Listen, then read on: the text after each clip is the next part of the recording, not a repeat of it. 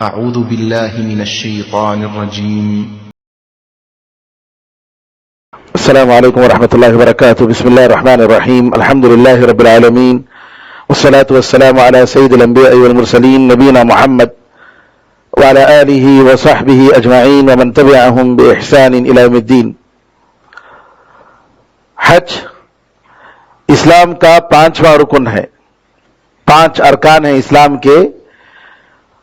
کلمہ توحید، اللہ کی وحدانیت اور نبی کریم صلی اللہ علیہ وسلم کی رسالت کی ہم گواہی دیتے ہیں. اشہد ان لا الہ الا اللہ و اشہد ان محمد رسول اللہ، جس کے ذریعے ایک آدمی اسلام میں داخل ہوتا ہے. اس کے بعد دوسرا فرض ہے 5 وقت کی نمازیں، دوسرا رکن. تیسرا رکن ہے زکوٰۃ. چوتھا رکن ہے رمضان کے مہینے میں روزے رکھنا. 5واں رکن ہے حج. حج زندگی میں ایک مرتبہ فرض ہے. ہر انسان، ہر وہ مسلمان جو مکہ تک پہنچ سکتا ہے، جس کے پاس حج کے ارکان ادا کرنے کی طاقت ہے، جسمانی طاقت اور مالی طاقت، اگر یہ دونوں طاقتیں ہیں تو اس پر حج کرنا فرض ہوتا ہے زندگی میں ایک مرتبہ. اور اگر کوئی شخص طاقت رہنے کے باوجود حج نہیں کرتا ہے تو اس کے بارے میں بڑی وعید آئی ہے. عمر رضی اللہ تعالیٰ کہتے ہیں کہ جو لوگ طاقت رکھتے ہیں اور حج نہیں کرتے ہیں، میں تو چاہتا ہوں کہ ان پر ٹیکس لگا دوں. یعنی عیسائیوں اور یہودیوں پر جو ٹیکس لگتا ہے وہ ٹیکس ان پر لگا دوں. بعض لوگ بہت بھیڑ ہوتی ہے، میں جا نہیں سکتا، مجھے پریشانی ہوتی ہے، کیا ہو جائے گا معلوم نہیں. بعض لوگوں نے اب تک حج نہیں کیا ہے. افسوس کی بات ہے، جبکہ ان کے پاس پیسے کی کمی نہیں، ایک زمانے میں صحت و تندرست تھے، سب کچھ، لیکن نعوذ باللہ حج کی توفیق نہیں ہوئی. یہ بڑی محرومی ہے، بڑی بدنصیبی ہے. لہذا انسان کو چاہیے کہ جب اس پر حج فرض ہو جائے اس فرض کو ادا کرنے کی کوشش کرے. اور اسی طریقے سے اگر والد یا والدہ جو حج کرنے کی خواہش رکھتے تھے اور حج کرنے کی طاقت تھی لیکن حج کرنے سے پہلے ان کا انتقال ہو گیا، تو ایسے موقع پر اللہ کا فرض ان کی طرف سے ان کے بچے ادا کریں گے، قضا کریں گے، ان کی طرف سے ادا کریں گے. بچوں کا ادا کرنا، بچے بھی اس وقت ادا کریں گے جب ان کا حج ہو جائے. حج بدل کرنے والے کے لیے ضروری ہے کہ وہ خود اپنا حج کر چکا ہو. حج بدل کرنے والا، دوسرے کی طرف سے حج کرنے والا، اس کے لیے ضروری ہے کہ وہ خود اپنا حج کر چکا ہو، تبھی وہ دوسروں کی طرف سے حج کر سکتا ہے. تو بہرحال یہ وہ چیزیں ہیں جن کے بارے میں کہ حج کی فرضیت کو سمجھنے کی ہمیں ضرورت ہے. حج انسان کو سب سے پہلے توحید کی ایک عملی ٹریننگ ہے. توحید کی بڑی عملی ٹریننگ حج. تلبیہ لے لیجئے اس کا، اور اس کی ساری عبادتیں، طواف، سعی، عرفہ، مزدلفہ اور مینا میں قیام، جمرات، قربانی، یہ ساری کی ساری، جیسا کہ نبی کریم صلی اللہ علیہ وسلم نے فرمایا کہ کعبے کا طواف، صفا مروہ کے درمیان سعی، جمرات کے کنکری مارنا، یہ سب کے سب جو ہے اللہ تعالیٰ کے ذکر کے لیے رکھی گئی ہیں، اللہ کی یاد کے لیے. تو ہمیں اس سے جو سبق لینا ہے وہ توحید کا بہت بڑا سبق لینا ہے، اور یہ کہ انسان اپنی آخرت بنائے. دنیا کی زندگی معمولی زندگی ہے، اس سے بہت سارے اسباق ہیں. حج میں عرفہ کے میدان میں جمع ہوتے ہیں، میدان محشر میں گویا آپ جمع ہوتے ہیں اور وہاں اللہ کو آپ یاد کرتے ہیں. حج سے پہلے ضروری ہے کہ ہم حج کی تیاری کریں. تیاری میں عام طور پر لوگ مادی تیاری کی فکر کرتے ہیں، جبکہ اس سے کہیں زیادہ جس کی ضرورت ہے کہ ہم حج کے مسائل معلوم کریں. آج کل الحمدللہ ایپ وغیرہ ہے جس کے ذریعے آپ جو ہے معلومات لے سکتے ہیں، اور آگے ایسے وسائل آنے والے ہیں انشاءاللہ کہ آدمی کے ہاتھ ہی میں ساری چیزیں اس کے پاس گھڑی کی شکل میں آ جائیں گی. چکا طواف کرے گا تو جو ہے وہ بٹن دبا دے گا تو جو ہے اس کو پتا چل جائے گا کہ یہ پہلا چکر ہے، دوسرا چکر ہے، کیا کرنا ہے، خود آٹومیٹک وہ ساری چیزیں جو ہے جی وہ حج میں اگر داخل ہو گیا اور اس نے بٹن دبا دیا تو خود بخود ساری چیزیں انشاءاللہ اس کو ہدایات ملتی جائیں گی اور کرتا جائے گا۔ بہرحال وسائل الحمدللہ کافی ہیں، لیکن ہمیں سیکھنے کی ضرورت ہے۔ مسائل سیکھنے کے لیے جی وقت لگانے کی ضرورت ہے، دعائیں سیکھنے کی ضرورت ہے، دعاؤں کا انتخاب کرنے کی ضرورت ہے کہ میں مبارک جگہ جا رہا ہوں، کون سی دعائیں میں پڑھوں، اور دعاؤں کو سمجھ کر پڑھنے کی ضرورت ہے۔ جی وہاں کئی مقامات ہیں جہاں آپ دعا کر سکتے ہیں۔ اور اسی طریقے سے حج حلال مال سے کرنا چاہیے، مال حلال ہو۔ حدیث میں آتا ہے کہ اگر انسان کا مال حلال ہو اور لبیک کہتا ہے تو فرشتے اس کو کہتے ہیں کہ مبارک ہو جی، تیرا حج مقبول ہے اور تیرا حج مبرور ہے۔ لیکن اگر وہی نعوذ باللہ اس کا مال اگر حرام ہے تو کہتے ہیں کہ تیرا حج مقبول نہیں۔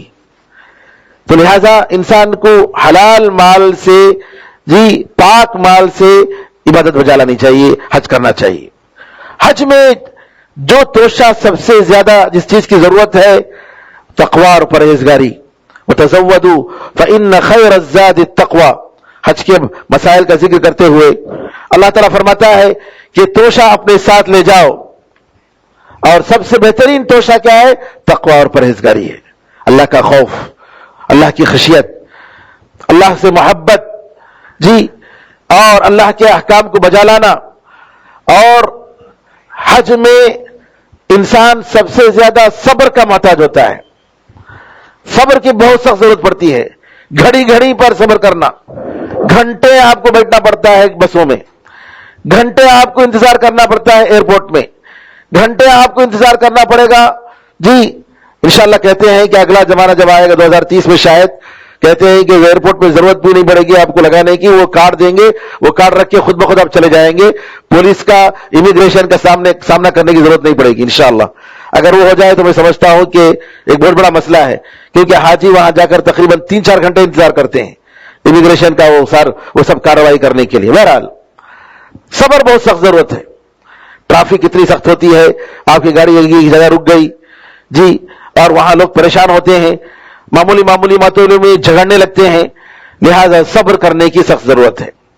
اب آئیے حج کے مسائل سیکھتے ہیں۔ حج 3 قسم کی ہے۔ نبی کریم صلی اللہ علیہ وسلم کے زمانے سے پہلے حج کے زمانے میں عمرہ کرنا جائز نہیں تھا۔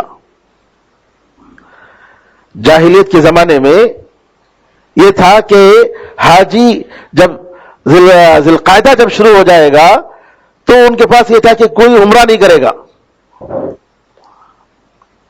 صرف حج کرے گا، عمرے کے لیے بعد میں آنا پڑے گا، بعد میں آئیں گے۔ یہ جاہلیت کے زمانے میں تھا، عمرہ کرنے کو وہ لوگ گناہ سمجھتے تھے۔ حج کے زمانے میں عمرہ کرنے کو گناہ سمجھتے تھے۔ نبی کریم صلی اللہ علیہ وسلم کو اللہ تعالیٰ نے جو شریعت عطا فرمائی وہ بہت ہی آسان شریعت۔ اللہ تعالیٰ نے حج کے ساتھ نبی کریم صلی اللہ علیہ وسلم کو عمرہ کرنے کی اجازت دی، حج کے ساتھ عمرہ کرنے کی اجازت دی، لیکن ساتھ یہ کہہ دیا کہ اگر آپ عمرہ کر رہے ہیں تو ساتھ ساتھ کیا کرو، ایک جانور کی قربانی دے دو۔ اگر آپ جانور کی قربانی، ایک بکری کی قربانی نہیں دے سکتے تو 10 روزہ رکھ لو، 3 روزہ مکے میں اور 7 روزہ اپنی بستی میں واپس آنے کے بعد۔ قرآن کریم میں اس کا ذکر ہے۔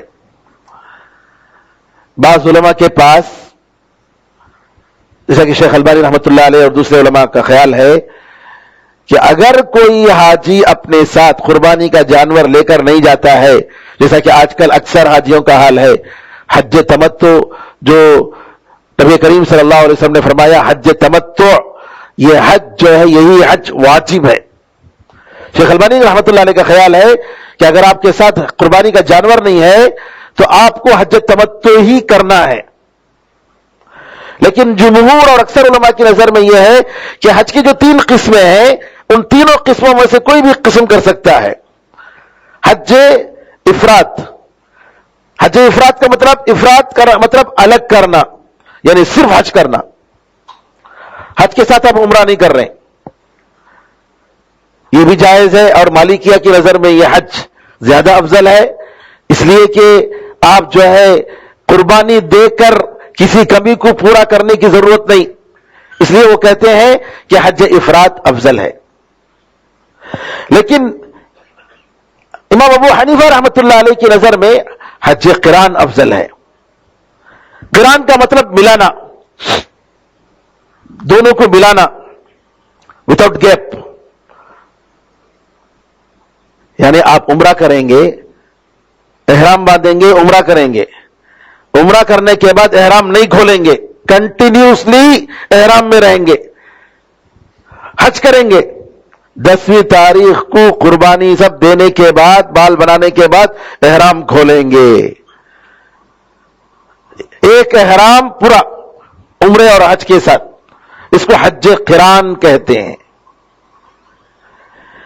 امام ابو حنیفہ رحمۃ اللہ علیہ کی دلیل یہ ہے کہ نبی کریم صلی اللہ علیہ وسلم کو اللہ تعالیٰ نے حج قران کرنے پر مجبور کر دیا. کیوں؟ اس لیے کہ نبی کریم صلی اللہ علیہ وسلم مدینے سے اپنے ساتھ قربانی کا جانور لے کر آئے، اور اگر کوئی شخص اپنے ساتھ قربانی کا جانور لے کر آتا ہے، جب تک اس کی قربانی نہیں ہوتی اس وقت تک وہ احرام کی حالت میں رہے گا. یہ حج قران. حج تمتع حج کا تیسری قسم ہے جس میں آدمی عمرہ کرنے کے بعد حلال ہو جاتا ہے. مکے کو آیا، طواف کیا، سعی کیا صفا مروہ کے درمیان، بال بنا لیا، پھر اس کے بعد جو ہے اپنے کپڑے جو ہے احرام کے نکال کر وہ بالکل جو ہے سادے کپڑے میں آ گیا، حلال ہو گیا. اب اس کے لیے ساری چیزیں حلال ہو گئی جو احرام کی وجہ سے حرام تھی. پھر اس کے بعد 8ویں تاریخ کو حج کے لیے کیا کرے گا؟ اثر نو احرام باندھے گا. گویا 2 احرام، عمرہ کے لیے الگ اور حج کے لیے الگ. اس کو حج تمتع کہتے ہیں. تمتع کا مطلب فائدہ اٹھانا ہے. اس لیے کہ حاجی عمرے کے بعد حج تک جو ٹائم رہتا ہے 10 دن 12 دن یا 2 دن 1 دن، اس میں جو ہے آرام سے رہتا ہے، احرام کی حالت میں نہیں رہتا ہے، اپنے سادے لباس میں رہتا ہے. اس لیے اس کو تمتع کہتے ہیں. حج تمتع میں جیسا کہ میں نے کہا کہ قربانی دینی پڑتی ہے.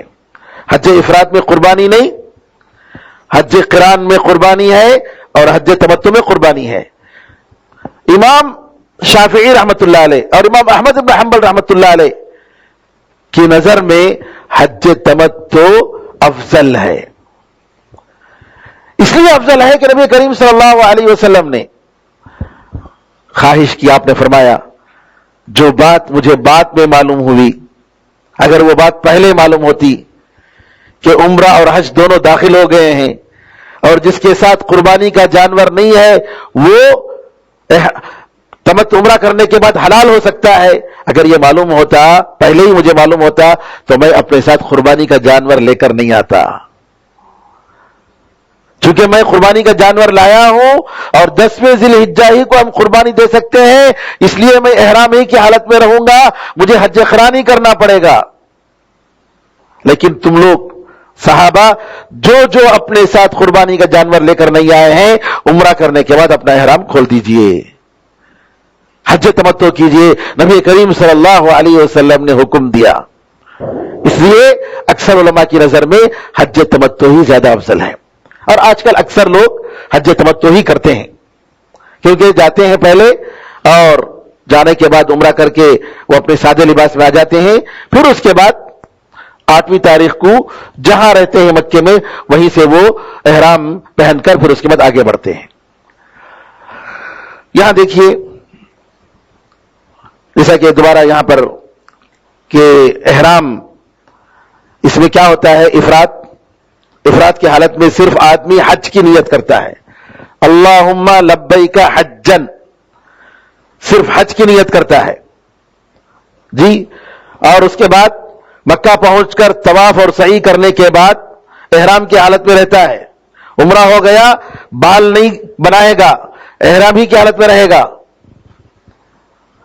ہم بتائیں گے کہ احرام کی وجہ سے کیا کیا چیزیں حرام ہو جاتی ہیں، بغیر بتائیں گے۔ پھر اس کے بعد کیا کرے گا؟ 8ویں تاریخ کو اسی احرام ہی میں رہ کر مینا کی طرف روانہ ہوگا، 10ویں تاریخ کو اپنا احرام کھولے گا قربانی کے بعد۔ اس کے بعد حج کی دوسری قسم میں نے بتایا قران، یعنی حج اور عمرے کو دونوں کو ملانا۔ یہ بھی کیا کریں گے؟ مکہ پہنچ کر طواف کریں گے کعبے کا، پھر اس کے بعد سعی کریں گے صفا مروہ کا، اور احرام ہی کی حالت میں رہیں گے۔ حج افراد اور حج قران میں کوئی فرق نہیں ہے سوائے نیت اور قربانی کے۔ جو عمل حج افراد کا آپ کریں گے وہی عمل حج قران کا بھی ہے۔ علماء نے یہ کہا کہ جو حج قران کریں گے حج افراد کے جیسا، صفا مروہ میں حج کے طواف کے ساتھ صحیح نہیں کریں گے وہ لوگ، کیونکہ نبی کریم صلی اللہ علیہ وسلم نے صحیح نہیں کیا تھا، کیونکہ انہوں نے پہلے صحیح کر لی۔ تو حج قران اور حج افراد میں 2 طواف اور 1 سعی ہے، جبکہ حج تمتع میں 2 طواف 2 سعی ہے۔ تفصیل سے بتائیں گے حج تمتع کی کیفیت جی۔ جیسا کہ میں نے بتایا حج افراد اور قران میں کس چیز کا فرق ہے؟ نیت، کیونکہ آدمی نیت کرتا ہے کہ عمرہ اور حج کرے گا۔ افراد میں جیسے وہ بالکل احرام کی حالت میں رہے گا، قران میں بھی رہے گا، لیکن اس کو جو ہے قربانی دینی پڑے گی۔ قران والے کو قربانی دینی پڑے گی، افراد والے کو قربانی دینے کی ضرورت نہیں۔ اگر قربانی جو ہے اگر نہیں دے پا رہا ہے تو وہ 10 روزے رکھے گا۔ تیسری میں نے کہا حج تمتع۔ حج تمتع کیا ہے؟ کہ حج کے موسم میں عمرہ کرے، حج کے موسم میں عمرہ کرے، پھر اس کے بعد حلال ہو جائے اور دوبارہ 8 تاریخ کو مکے میں جہاں بھی رہے گا وہاں سے احرام باندھے گا اور جو ہے حج کے پورے کام کرے گا۔ جیسا کہ میں نے بتایا کہ اس میں 2 سعی اور 2 طواف ہے۔ ہاں یہاں جیسا کہ میں نے سوال کیا کہ کون سا حج افضل ہے، مالکیہ علماء کی نظر میں حج افراد افضل ہے کیونکہ اس میں کسی کفارے کی ضرورت نہیں۔ حنفی علماء کی نظر میں حج قران افضل ہے کیونکہ اللہ تعالیٰ نے نبی کریم صلی اللہ علیہ وسلم کو حج قران کرنے پر مجبور کر دیا کیونکہ آپ قربانی کا جانور لائے۔ اور شافعیہ اور حنابلہ علماء کی نظر میں حج تمتع افضل ہے کیونکہ نبی کریم صلی اللہ علیہ وسلم نے خواہش ظاہر کی کہ میں اپنے ساتھ اگر قربانی کا جانور نہیں لایا ہوتا تو میں بھی تم لوگوں کے جیسا عمرے کے بعد احرام کھول دیتا۔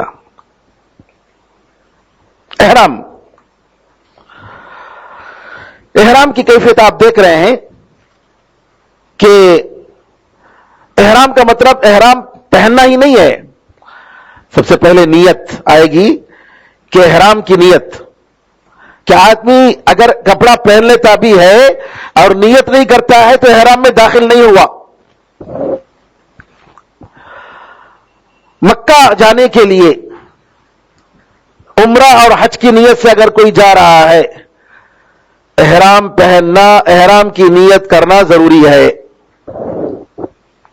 احرام میں احرام کی نیت کرنا، اور اگر کوئی شخص کسی مجبوری کی وجہ سے نیت تو کر لیا لیکن سادے لباس میں جا رہا ہے مرد، تو ایسی صورت میں اس کو ایک قربانی دینی پڑے گی جی۔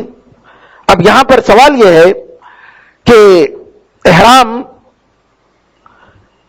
پہنتے ہوئے مردوں کے لیے احرام میں یہ ہے کہ سادے لباس، سادے 2 چادر پہنے گا اور بدن کے حساب سے سلا ہوا کپڑا کوئی نہیں پہنے گا، چاہے اندر کے لباس ہوں، بنیان چڈی وغیرہ کچھ بھی نہیں جی، قمیص بدن کے حساب سے جس طریقے سے بنائی جاتی ہے نہیں، اس کے لیے ضروری ہے کہ سادے 2 چادر پہنے.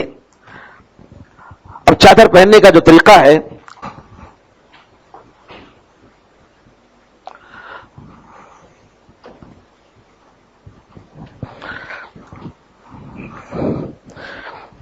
دو سادے چادریں آپ دیکھ رہے ہیں. ایک کو ایسے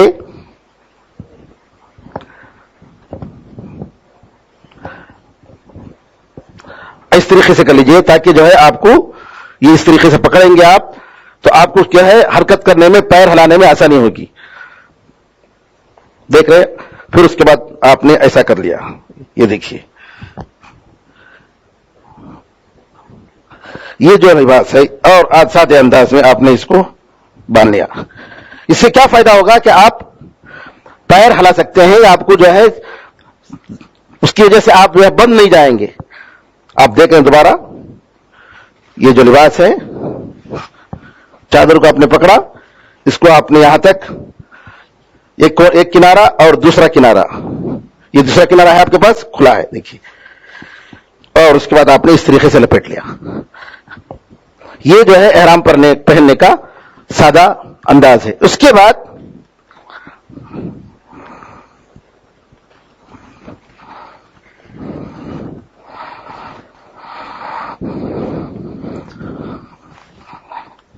یہ اوپر، یہ جو ہے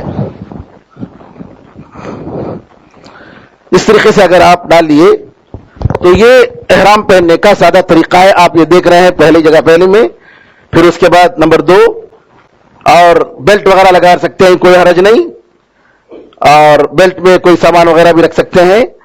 البتہ ایک بات یہ ہے کہ اس کو سلے ہوئے لباس کی طرح بٹن نہیں لگانا چاہیے. بعض لوگ کیا کرتے ہیں، ایسے بٹن لگا لیتے ہیں یا پن لگا لیتے ہیں.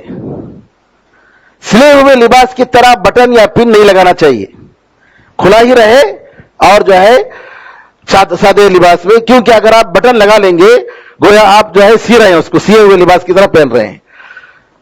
یہ جو ہے حالت، اور اسی طریقے سے عام حالت میں احرام کی حالت میں ہونی چاہیے. نماز بھی پڑھ سکتے ہیں. مکے میں پہنچنے کے بعد پہلے طواف میں 3 مرتبہ جو ہے رمل کرنا پڑتا ہے، 3 چکر میں کعبے کے، اور اس کو آہستہ آہستہ دوڑنے کو رمل کہتے ہیں. اور یہ جو استباع کا مطلب یہ کہ یہ کھلا رہے. یہ صرف یہ کاندھا جو دایاں کاندھا جو کھلا رہے گا، یہ کب ہوگا؟ پہلے چکر میں، پہلے طواف میں، اور شروع کے 3 چکر میں. آخر تک بھی رکھ سکتے ہیں، کوئی حرج نہیں، لیکن شروع کے 3 طواف میں رکھنا یہ مستحب ہے، 3 چکر میں. اس کو استباع کہتے ہیں، آگے ہم بتائیں گے. یہ شکل جو ہے یہ استباع کی شکل ہے. یہ جو رکھ رہے ہیں دایاں آپ دیکھ رہے ہیں نا، یہ جو دایاں طرف، یہ استباع. احرام کی حالت میں انسان کو میقات سے گزرنا ضروری ہے. میقات کیا ہے؟ مکے کے اطراف مختلف 5 مقامات متعین ہیں. حج اور عمرے کی نیت سے آنے والے کے لیے ضروری ہے کہ وہ احرام کی حالت ہی میں ان جگہوں کو کراس کرے. احرام کے بغیر وہ کراس نہیں کر سکتا. نیت بھی ہونی چاہیے اور مردوں کو احرام کے لباس میں ہونا ضروری ہے. اب دیکھیے 5 جگہیں ہیں. مدینہ یا مدینے سے آنے والے، یعنی جو حاجی انڈیا سے جاتے ہوئے سب سے پہلے مدینہ جاتے ہیں بعض لوگ، تو جو لوگ سب سے پہلے مدینہ جاتے ہیں تو یہاں سے جب جائیں گے تو احرام کی حالت میں نہیں جائیں گے. مدینہ پہنچ کر مدینے میں رہیں گے، کیونکہ مدینے سے میقات الگ ہے، ذوالحلیفہ، تو وہاں جاتے ہوئے احرام پہن کر جائیں گے یا اس سے پہلے احرام پہن کر جائیں گے. یہاں سے جانے کی ضرورت نہیں. ہاں البتہ جو حاجی ڈائریکٹ مکہ جائیں گے جدہ جا کر جدہ سے مکہ، تو ان کے لیے جو ہے جاتے ہوئے احرام کی حالت میں جانا ضروری ہے۔ اب دیکھیے یہ جو ہے مدینہ نمبر 1، سیریا اور جارڈن وغیرہ سے آنے والوں کے لیے جحفہ، اب اس کا نام رابغ ہے، اور ریاض یا ریاض کے اوپر سے جو لوگ آ رہے ہیں ان کے لیے قرن المنازل ہے، اور یمن سے آنے والوں کے لیے یلملم ہے، انڈیا سے آنے والوں کے لیے بھی یلملم ہی پڑتا ہے، اور عراق سے آنے والوں کے لیے ذات عرق ہے۔ یہ 5 جگہ متعین کیے گئے ہیں کہ کوئی بھی آنے والا جب ادھر سے آئے گا تو ایک میقات کے ساتھ ہی آئے گا، احرام کی حالت ہی میں آئے گا، اس کو میقات کہتے ہیں۔ جو لوگ اس کے اندر رہتے ہیں، مثال کے طور پر اگر کوئی شخص ذوالحلیفہ ہے، مثال کے طور پر 450 کلومیٹر، بیچ میں بدر پڑتا ہے 170 کلومیٹر پر، وہ لوگ کیا کریں گے؟ وہ لوگ اپنی جگہ سے احرام کی حالت میں نکلیں گے، جہاں ہے ان کا گھر وہیں سے جدہ احرام میقات میں پڑتا ہے، میقات کے اندر آتا ہے جدہ۔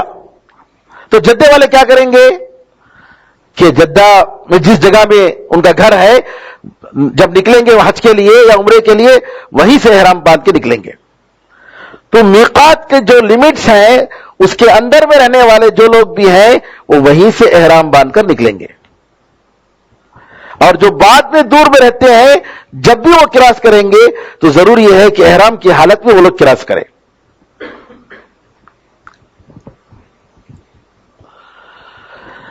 احرام آپ جو ہے پہلے بھی پہن سکتے ہیں، کوئی حرج نہیں۔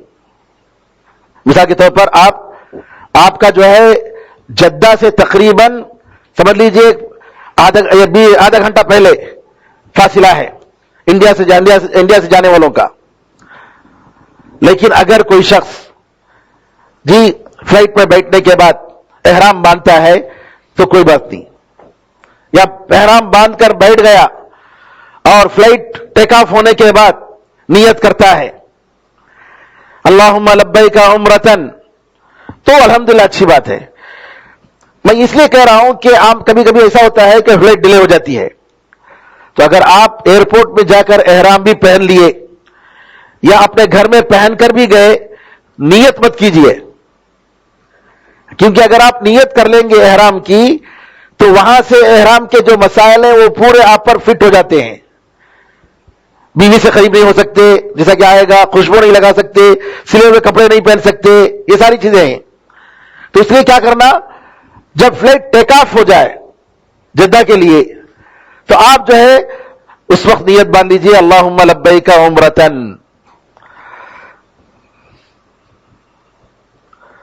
احرام کا مطلب یہ ہوا کہ ہم حج یا عمرے کی نیت کر رہے ہیں، اور مرد لوگ ان کا جو لباس ہے احرام کا لباس وہ پہنے ہوئے ہیں۔ احرام پہننے سے پہلے بعض چیزیں کر لینا بہتر ہے، پاکی صفائی، اپنے ناخن وغیرہ کاٹ لیں، بال وغیرہ بنا لیں، کیونکہ اگر آپ احرام کی حالت میں رہیں گے تو آپ بال وغیرہ کاٹ نہیں سکتے، ناخن وغیرہ کاٹ نہیں سکتے، ورنہ آپ کو ایک قربانی دینی پڑے گی بکرے کی۔ اسی طریقے سے اپنا جو لباس پہنا ہوا، جو سلا ہوا لباس آپ یہ نہیں پہن سکتے، اس کو آپ نکالنا پڑے گا۔ عورتوں کے لیے اسپیشل کوئی احرام کا کپڑا نہیں ہے۔ بعض عورتیں کیا سمجھتی ہیں، ان کے ٹور والوں کی طرف سے جو اوڑھنی دیتے نا وہ احرام کو سمجھ لیتی ہیں، نہیں ہے، احرام وغیرہ نہیں ہے ان کا کچھ، ان کا جو لباس ہے وہی ہے، جو لباس چاہے وہ استعمال کر سکتے ہیں، کوئی حرج نہیں۔ ان کو حجاب میں رہنا چاہیے، ان کے کپڑے بدل سکتے ہیں، ان کے لیے بعض دوسری شرطیں وہ آئیں گے۔ احرام سے پہلے عطر لگا سکتے ہیں، احرام کے بعد عطر نہیں لگا سکتے، اور احرام وغیرہ جب نیت باندھتے ہیں تو اس وقت 2 رکعت نفل پڑھ سکتے ہیں، کوئی حرج نہیں ہے۔ علماء نے کہا یہ بدعت نہیں ہے۔ نبی کریم صلی اللہ علیہ وسلم ذوالحلیفہ سے جب جا رہے تھے تو وہاں 2 رکعت پڑھنے کے لیے فرشتے نے حکم دیا، اس سے علماء نے استدلال کیا کہ اگر کوئی شخص 2 رکعت نفل پڑھتا ہے کوئی حرج نہیں، اگر نہیں پڑھتا ہے تو بھی کوئی حرج نہیں۔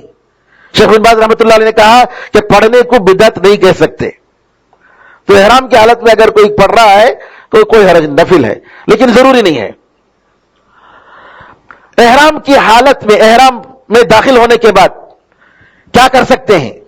غسل کر سکتے ہیں، لیکن ایسا صابن استعمال مت کریں جو زیادہ خوشبودار ہو، سادہ، جیسا کہ بعض لوگ کہتے ہیں لائف بھائی وغیرہ جس میں زیادہ خوشبو نہیں ہے، ایسا صابن استعمال کر سکتے ہیں جی۔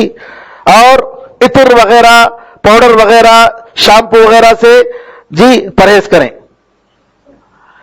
احرام کے کپڑے بدل سکتے ہیں، یعنی آپ جو احرام کے کپڑے دیکھیں، اگر یہ گندا ہو گیا دوسرا کپڑا پہن سکتے ہیں، آپ کے پاس ایکسٹرا ڈریس ہے کوئی حرج نہیں، اس کو دھو کر پہن سکتے ہیں۔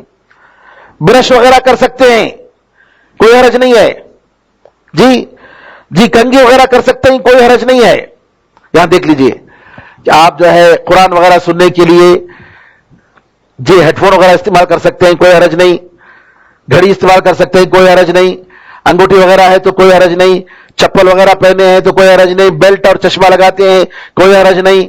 اور اسی طریقے سے بس میں آپ جو ہے بیٹھے ہیں، فلائٹ میں بیٹھے ہیں، ایران کے لوگ جو آتے ہیں شیعہ، وہ لوگ کیا کرتے ہیں، ایسے بسوں میں بیٹھتے ہیں جس میں چھت نہیں ہوتا، روف نہیں ہوتا، بغیر روف کے بسوں میں بیٹھتے ہیں۔ اب لیکن وہ آتے ہیں فلائٹ میں تو ہے وہ روف والے فلائٹ میں چاہتے ہیں، روف نکال کر نہیں آتے جی۔ یہاں کیا ہے کہ آپ جو ہے چھتری میں کوئی حرج نہیں، خیمہ نبی کریم صلی اللہ علیہ وسلم بیٹھتے تھے خیمہ لگا کر، کوئی حرج نہیں۔ سر پر جو ہے کوئی چھپانے کے لیے کوئی چیز مردوں کو استعمال نہیں کرنا چاہیے جی، ٹوپی ہے یا ایک وہ غترہ وغیرہ ہے یا امامہ پگڑی ہے، یہ سب جو ہے نہیں پہننا چاہیے، یہ حکم ہے۔ اسی طریقے سے آپ بچہ ہے، پیمپر وغیرہ بھی استعمال کر سکتے ہیں، کوئی حرج نہیں۔ سر دھو سکتے ہیں، کوئی حرج نہیں جی۔ اگر کہیں زخم وخم ہو گیا ہے پٹی باندھ سکتے ہیں، کوئی حرج نہیں۔ سر پر بھی اگر کوئی زخم ہو گیا ہے، اس پر جو ہے آپ سر پر چوٹ آنے کی وجہ سے کوئی چیز لگائیں تو کوئی حرج نہیں، یہ سب جائز ہے، یہ سب چیزیں جائز ہیں۔ آپ کو دوبارہ یہاں دوسری شکل میں بتا رہے ہیں کہ یہ سب پہننا استعمال کرنا جائز ہے۔ کیا چیزیں جائز نہیں ہیں احرام کی حالت میں؟ سادے کپڑے سلے ہوئے، انسان کے جسم کے حساب سے جو کپڑے سلے ہوئے ہیں ان کا پہننا جائز نہیں۔ بعض لوگ ہے بھائی چڈی کے بغیر کیسا آنا ہوگا، چڈی پہن کر آ جاتے اور اس کے بعد ان کو دم دینا پڑتا جی۔ تو لہذا یاد رکھیے کہ اندر باہر کوئی سلا ہوا کپڑا نہیں پہن سکتے جی، ناخن نہیں کاٹ سکتے، اپنے اہلیہ سے جو ہے اپنا تعلق نہیں رکھ سکتے، جمع نہیں کر سکتے، شہوت کے ساتھ چوم نہیں سکتے بیوی کو احرام کی پوری حالت میں۔ اور اگر جی حج کے دوران اگر کوئی کیا تو اس کا حج بیکار، دوبارہ اس کو حج کرنا پڑے گا۔ حج کے دوران اگر کوئی اپنی بیوی سے تعلق رکھا، جمع کیا تو اس کا حج بیکار، دوبارہ اس کو حج کرنا پڑے گا۔ اسی طریقے سے منگنی نہیں کر سکتے، کسی کو پرپوزل نہیں دے سکتے کہ میں شادی کرنا چاہتا ہوں احرام کی حالت میں، اور کسی کی شادی نہیں کرا سکتے، نہ شادی کر سکتے نہ شادی کروا سکتے ہیں۔ اور اسی طریقے سے عورت کو چاہیے کہ اپنا چہرہ اگر نان محرم نہ ہو، غیر محرم نہ ہو تو ایسا نہ اپنا چہرے پر نقاب نہیں ڈالنا چاہیے ڈائریکٹ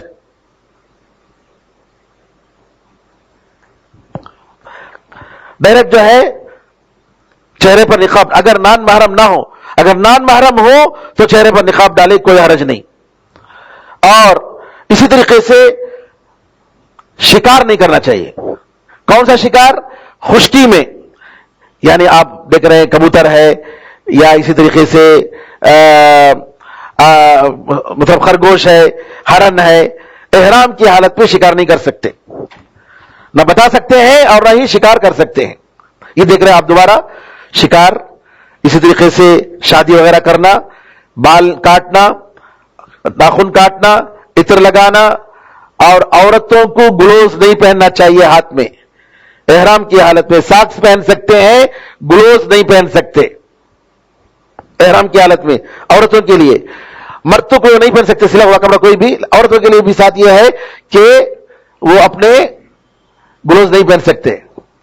اسی طریقے سے سر کو نہیں ڈال سکتے، اور جو ہے کوئی مکے میں کوئی درخت وغیرہ کاٹنا یہ جائز نہیں ہے. ایسا جوتا نہیں پہننا چاہیے جو ٹخنے کو چھپائے. ساکس نہیں پہننا چاہیے مردوں کو, عورتوں کے لیے ٹھیک ہے مردوں کو.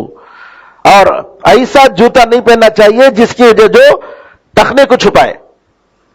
اور یہی کپڑا پہنیں گے عورتیں, گلوز نہیں پہنیں گی, نقاب نہیں ڈالیں گی جب ان کے سامنے کوئی نان محرم نہ ہو. ایسی صورت میں نقاب اٹھا لینا چاہیے. جیسا کہ عائشہ رضی اللہ تعالیٰ فرماتی ہے کہ اگر کوئی نان محرم آتے تو اپنے چہرے کو ہم ڈھانک لیتے تھے.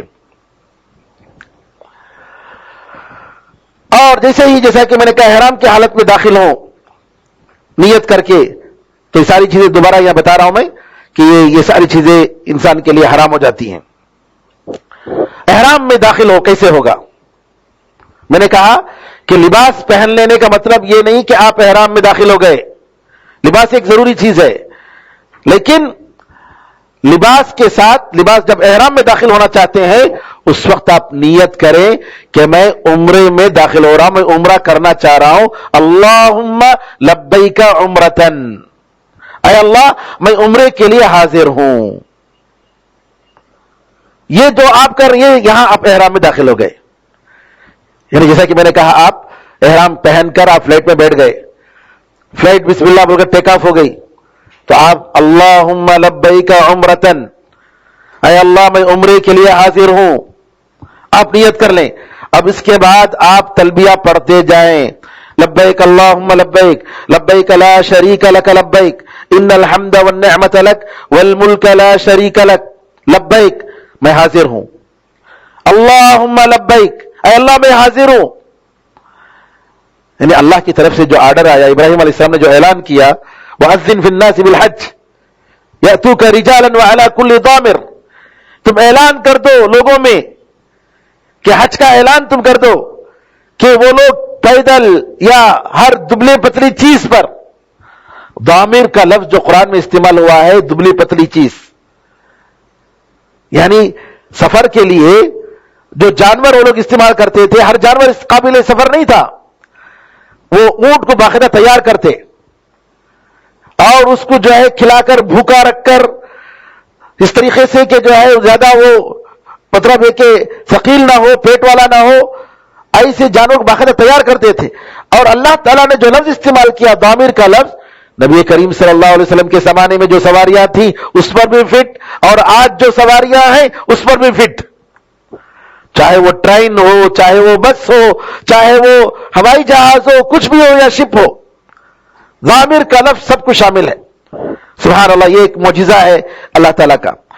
تو یہاں پر کہ اس دعوت پر لبیک کہتے ہوئے ہم جاتے ہیں. لبیک اللہم لبیک میں حاضر ہوں یا اللہ, لبیک اللہم لبیک اے اللہ میں حاضر ہوں, لبیک میں حاضر ہوں, لا شریک لک لبیک تیرے ساتھ کوئی شریک نہیں, میں حاضر ہوں. ان الحمد والنعمت لک والملک, ساری نعمت اے اللہ تیری ہے جی, اور ساری تعریف تیرے لیے ہے, اور ساری بادشاہت تیرے لیے ہے. لا شریک لک, اے اللہ تیرے ساتھ کوئی شریک نہیں.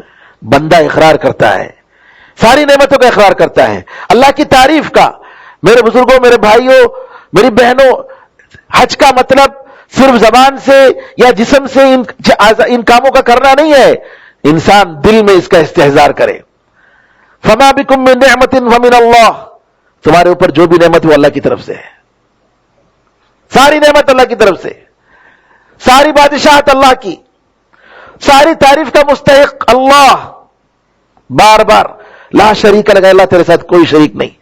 وحدانیت اور کلمہ توحید کا بار بار یہ ذکر کرتے ہوئے جائے. بعض لوگ فلائٹ پہ بیٹھ کر سو جاتے ہیں آرام سے, پھر اس کے بعد 2-3 گھنٹے کے بعد, کیونکہ رات بھر جو ہے بیچارے مہمان یہ وہ اس میں دعوتوں میں بزی رہتے تھے, تو گئے اور جو ہے اب تلبیہ کرنے کا ٹائم جو تھا سو گئے. پرانے زمانے میں 7 دن 8 دن سفر کر کے جاتے, مہینہ سفر کر کے جاتے, تلبیہ بولنے کا زیادہ ٹائم ملتا تھا. اب کیا ہے 4 گھنٹے 4.5 گھنٹے میں پہنچ جاتے ہیں جدہ, اور اس میں بھی 2-3 گھنٹے سونے میں گزار دیتے. تلبیہ پڑھنے کا کیا موقع ملتا ہے؟ تو لہذا تلبیہ پڑھیں, یہ تلبیہ کا موقع ہے, اور زور سے پڑھیں. مرد حضرات کے لیے حکم یہ ہے کہ زور سے پڑھیں. اگر عورتوں کے ساتھ نان محرم ہے تو وہ آہستہ پڑھیں گی, نان محرم نہیں ہے, تنا ہے, تو وہ زور سے پڑھ سکتی ہیں. کب تک پڑھیں گے؟ عمرہ والے جب تک کعبے پر نظر نہیں پڑتی اس وقت تک جو ہے تلبیہ پڑھتے رہیں گے.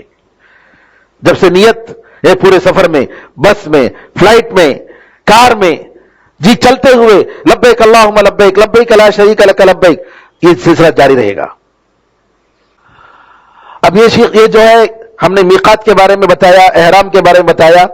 جی اب جو ہے آگے آپ کو مکہ پہنچ کر عمرے کے بارے میں بتا رہے ہیں.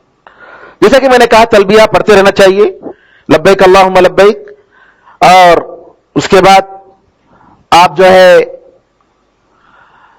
عمرہ کیسا کیا جاتا ہے, عمرے کا طریقہ کیا ہے, مختصر طور پر آپ یہاں دیکھ سکتے ہیں کہ یہاں پر آپ عمرے سے پہلے غسل کر لیں, یہ مستحب ہے. اور میں نے کہا نیت آپ باندھیں گے, احرام پہنیں گے, اور نفل 2 رکعت پڑھنا ضروری نہیں ہے لیکن پڑھ لے اچھا ہے. اس کے بعد تلبیہ نیت کر لیں گے, اور مسجد حرام جیسے داخل ہوں گے تو آپ جو ہے طواف کریں گے, کعبے کا 7 چکر لگائیں گے. پھر اس کے بعد جو ہے 2 رکعت مقام ابراہیم کے پیچھے پڑھیں گے, اور زمزم پینا ضروری نہیں ہے, نبی کریم صلی اللہ علیہ وسلم نے زمزم پیا تھا. پھر اس کے بعد صحیح کریں گے اور بال بنائیں گے, اور اس کے بعد احرام سے آپ فارغ ہو گئے. یہ مختصر طور پر حکم آیا. اب آئیے تفصیل سے ہم بتاتے ہیں. طواف, آپ کو معلوم ہے طواف ایک عبادت ہے, اور یہ عبادت صرف کعبے کے ساتھ خاص ہے. کسی اور جگہ کا طواف ہرگز نہیں کر سکتے, کسی قبر کا, کسی مزار کا, کسی مسجد کا ہرگز نہیں. یہ خاص عبادت ہے کعبے کا.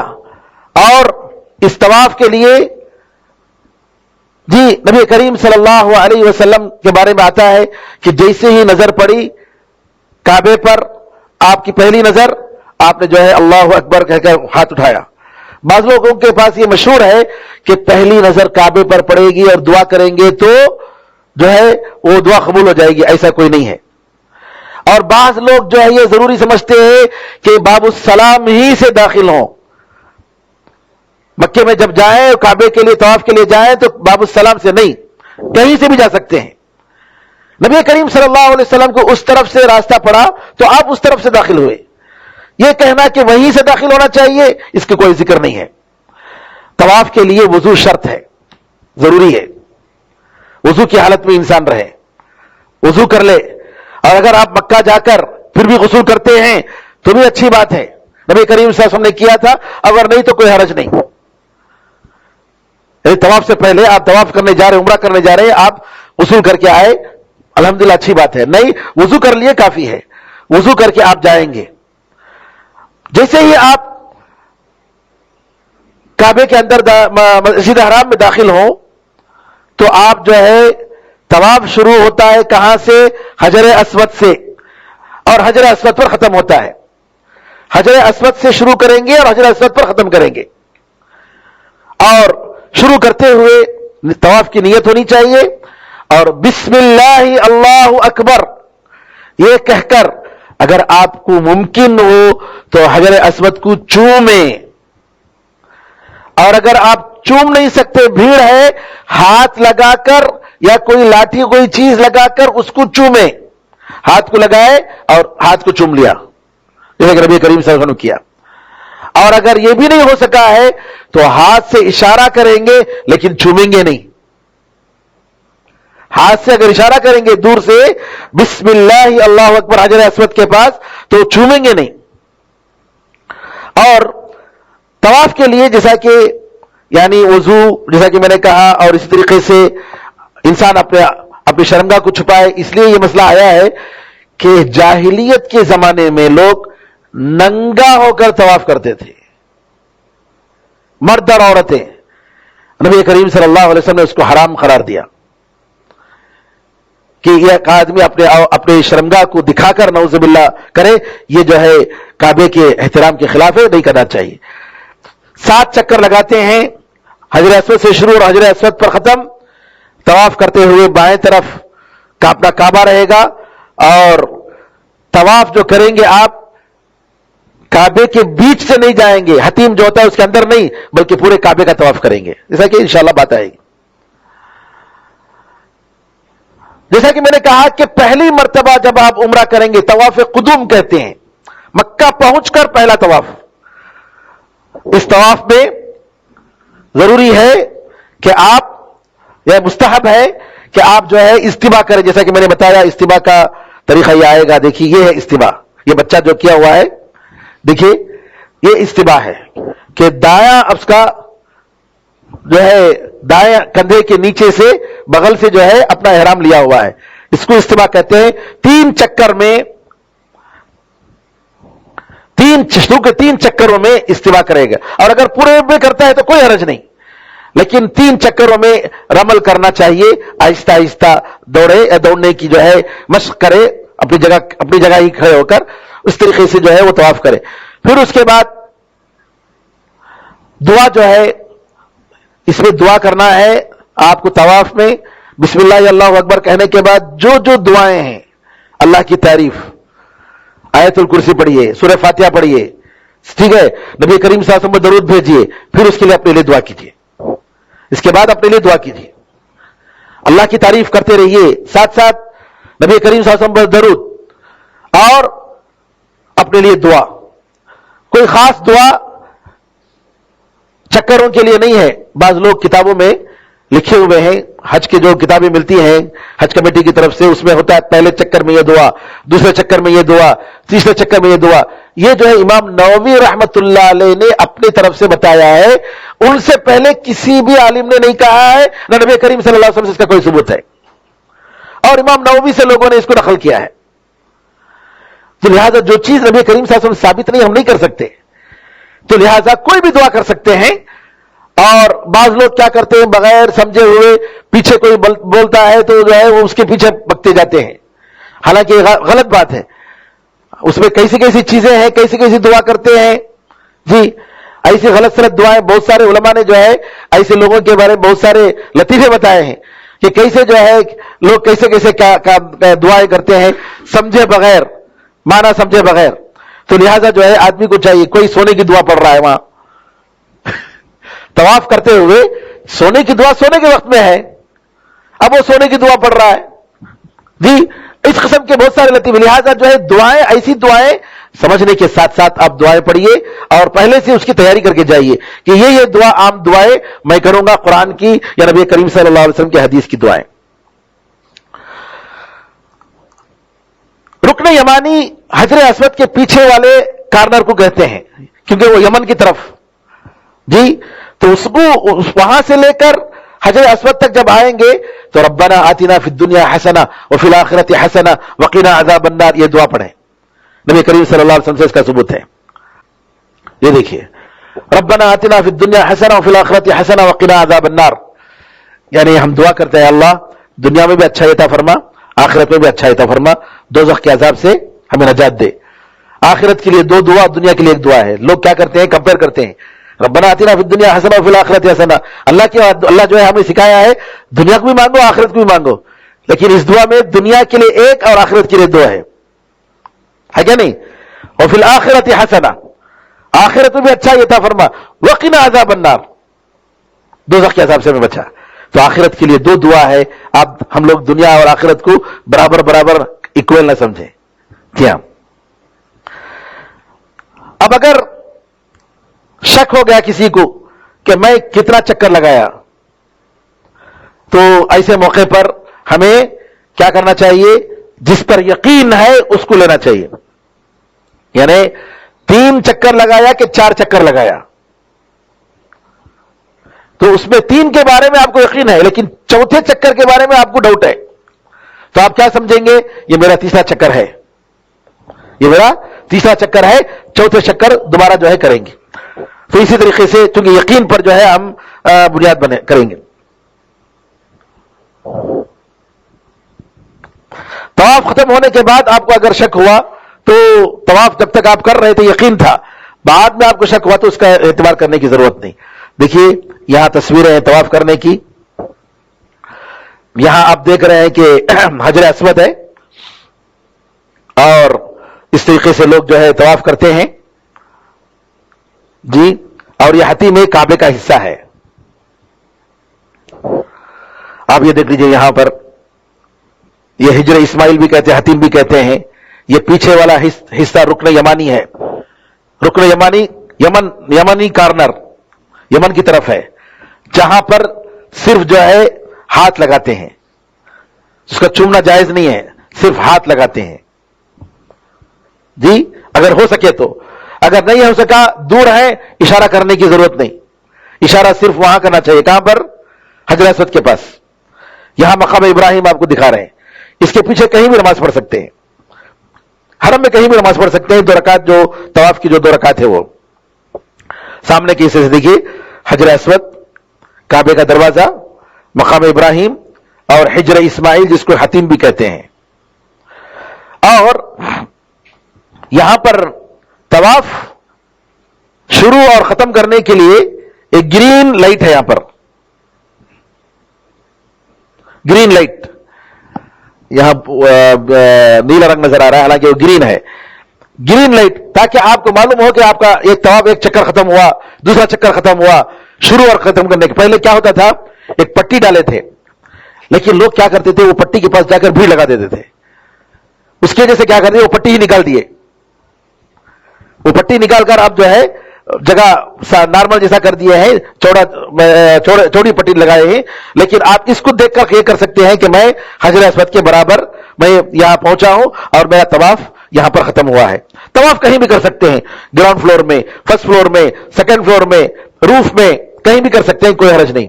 اور اگر چل نہیں سکتے تو گاڑیاں ہیں، لیکن یہاں نیچے استعمال نہیں کر سکتے، اوپر آپ استعمال کر سکتے ہیں. اوپر جو ہے اس کو لے کر فری میں بھی ملتے ہیں، پاسپورٹ وغیرہ جمع کر کے آپ لے سکتے ہیں، آپ کا آئی ڈی کارڈ جمع کر کے لے سکتے ہیں.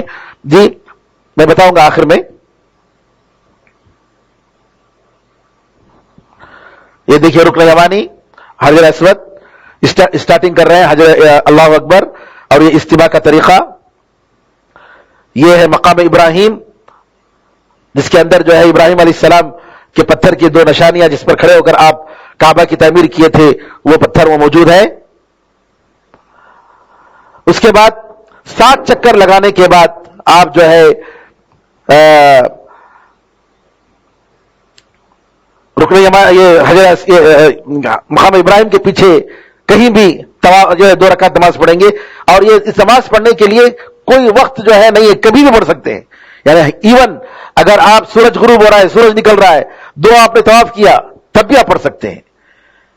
اس کے لیے خصوصیت ہے کہ طواف کرنے کے بعد 2 رکعت جو نماز ہے، جس میں پہلی رکعت میں قل یا الکافرون اور دوسری رکعت میں قل اللہ احد پڑھیں گے، کسی بھی وقت پڑھ سکتے ہیں.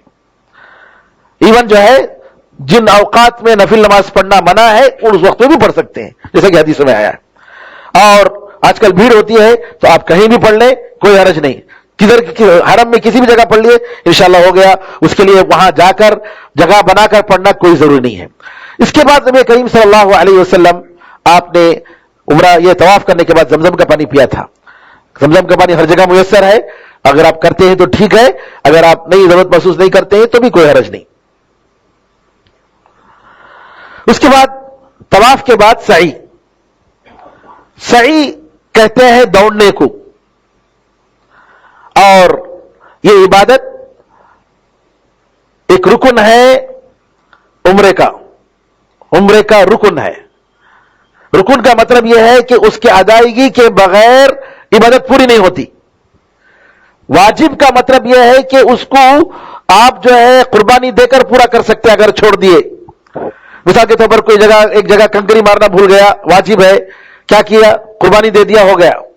لیکن رکن کا مطلب یہ ہے کہ جب تک وہ ادا نہیں ہوتی اس وقت تک آپ کا عمرہ نہیں ہوا. تو لہذا آپ جو ہے صفا مروہ پہ جا کر صحیح کریں گے.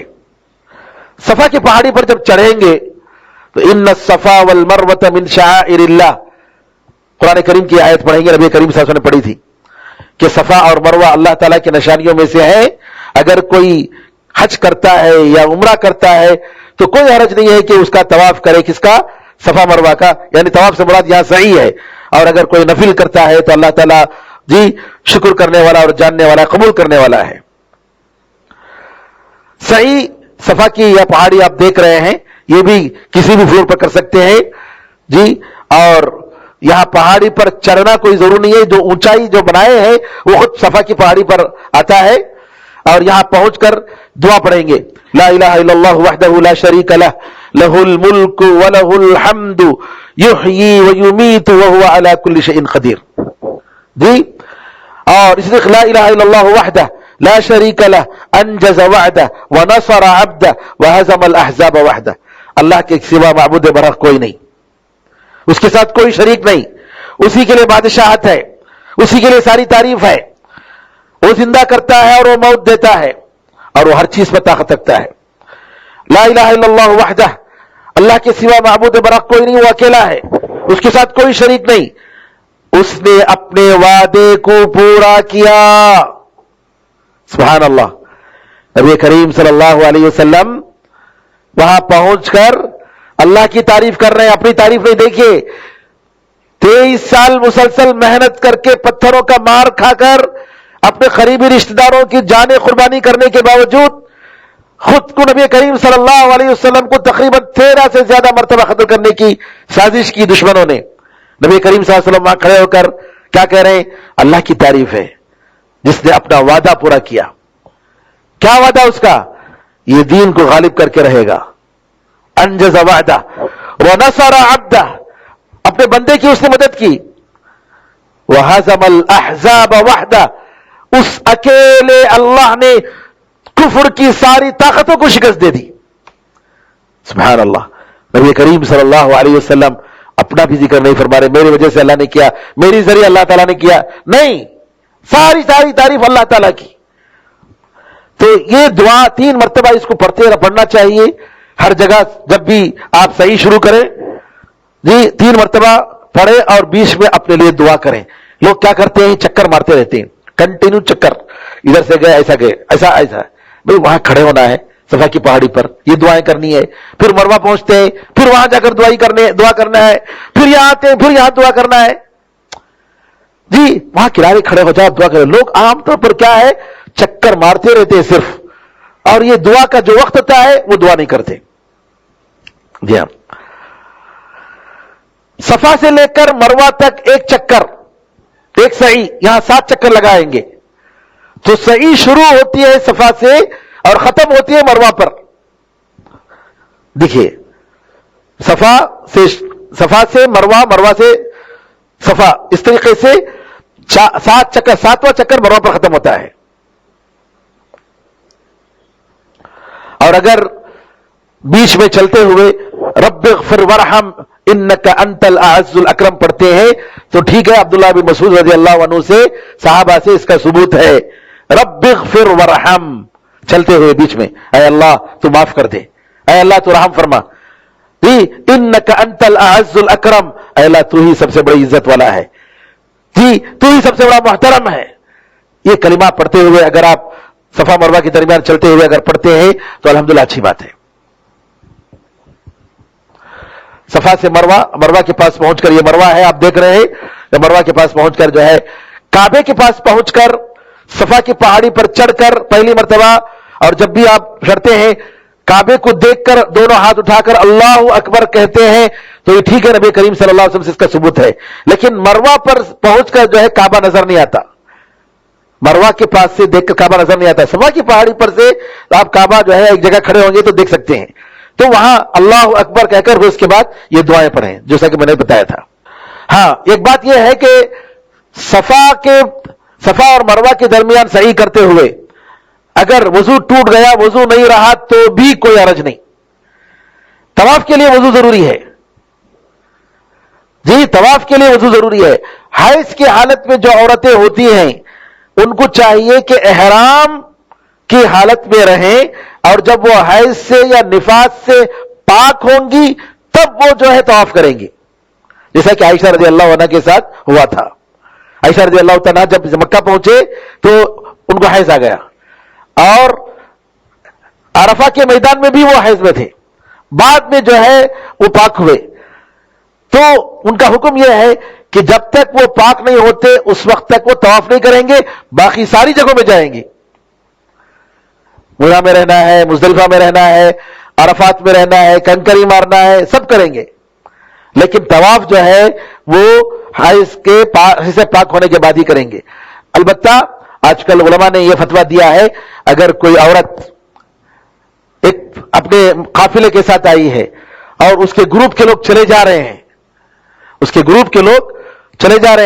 اور اس کا جو ہے اس وقت تک پاک ہونا مشکل ہے، جب تک اس کا سفر نہیں آ جاتا اس وقت تک جو ہے اس کو پاک ہونا مشکل ہے. شیخ الاسلام ابن تیمیہ رحمۃ اللہ علیہ اور اسی طریقے سے شیخ بن باز رحمۃ اللہ علیہ کا فتویٰ ہے کہ وہ اچھی طریقے سے پیمپر وغیرہ پہن کر اس کے بعد جو ہے وہ غسل وغیرہ کر حیض کی حالت ہی میں پاک صاف ہو کر وہ کیا کرے گی، مجبوری کی وجہ سے وہ طواف کر لے گی. لیکن یہ کس کے لیے حکم ہے؟ وہ ایسی عورت کے لیے حکم ہے جو پاک ہونے سے پہلے جس کا قافلہ مکے سے نکل جائے گا، ایسی عورت کے لیے. لیکن اگر کوئی ایسی عورت ہے اس کے پاس ٹائم ہے تو اس کو رکنا چاہیے اور پاک ہونے کے بعد طواف کرنے کے بعد ہی وہاں سے جانا چاہیے. صحیح، جیسا کہ میں نے بتایا یہ صفا اور مروہ اس طریقے سے یہاں پر جو ہے یہاں سے لے کر صفا سے لے کر مروہ تک ایک چکر، مروہ سے صفا تک ایک چکر. ہاں اگر عورت حیض سے بچنے کے لیے گولی استعمال کر رہی ہے، ٹیبلٹ استعمال کر رہی ہے تو کوئی حرج نہیں، بشرطے کہ سائیڈ افیکٹ نہ ہو، اس پر جو ہے سائیڈ افیکٹ نہ ہو. علماء نے کہا کہ سائیڈ افیکٹ نہ ہو تو استعمال کر سکتی ہے، گولی ٹیبلٹ لے سکتی ہے جس کی وجہ سے جو ہے حیض کی مدت تھوڑا اس کو پیچھے کرنے میں کوئی حرج نہیں. صفا کی پہاڑی آپ دیکھ رہے ہیں، تینوں فلور میں کر سکتے ہیں. یہاں آپ دیکھ رہے ہیں گرین لائٹس، صفا سے مروہ اور مروہ سے صفا آتے ہوئے دو جگہ جو ہے یہاں پر گرین لائٹ لگائے گئے ہیں. ان گرین لائٹ کی جگہوں میں جو ہے مردوں کو دوڑنا چاہیے، عورتوں کو نہیں. اگر کوئی عورت ہے ساتھ تو ایسے موقع پر آہستہ آہستہ دوڑتے ہوئے ان کے ساتھ ہی چلیں تاکہ وہ چھوٹ نہ جائے تو کوئی حرج نہیں انشاءاللہ. اگلے زمانے میں جو آئے گا اس کے بارے میں بتا رہے ہیں کہ اگر کوئی کسی بھی جگہ ہے تو وہ دیکھ کر بتا سکتا ہے کہ کوئی بھی گھومنے کا کوئی چانس نہیں ہے، کیونکہ وہ جو اس کے پاس جو مشین ہوگی اس کے ذریعے معلوم ہو جائے گا کہ یہ آدمی کہاں ہے. وہ اپنے رشتہ داروں کو اپنے ساتھ جو ہے بالکل آسانی کے ساتھ پہچان سکتا ہے. 7واں چکر لگانے کے بعد صفا مروہ کے درمیان اور مروہ پر 7واں چکر ختم ہوتا ہے، وہاں دعا کرنے کے بعد جو ہے آدمی اپنی بال بنائے گا. مردوں کو چاہیے کہ بال مڈھائیں، افضل ہے، کیونکہ نبی کریم صلی اللہ علیہ وسلم نے ان کے حق میں 3 مرتبہ رحمت کی دعا کی اور 4تھی مرتبہ بال کم کرنے والوں کے لیے دعا کی. تو بال کم کر سکتے ہیں، اور اگر کم کرتے ہیں تو پورے سر کا بال کم کرنا چاہیے. بعض لوگ کیا کرتے ہیں ادھر سے ادھر سے تھوڑا سا کاٹ لیتے ہیں، یہ حکم صحیح نہیں ہے، بلکہ پورے سر سے بال کم کرنا چاہیے. عورتوں کے لیے ہے کہ چوٹی کا آخری حصہ پکڑ کر تھوڑا سا کٹ کر لیں، یہ جائز ہے. اور اگر ایک دوسرے احرام کی حالت میں بھی اگر کسی کا بال نکال رہا ہے تو کوئی حرج نہیں ہے. لوگ سمجھتے ہیں کہ جائز نہیں، ایسا کچھ نہیں ہے. بال نکالنے میں دوسرے کا سب ختم ہونے کے بعد اگر کوئی اپنی بیوی کا جو ہے بال کاٹ رہا ہے جبکہ ابھی اس نے بال نہیں بنایا ہے تو کوئی حرج نہیں ہے. یہاں تک عمرے کا حکم ہوا. اب آئیے، میں نے بتایا تھا آپ کو کہ حج تمتع کرنے والے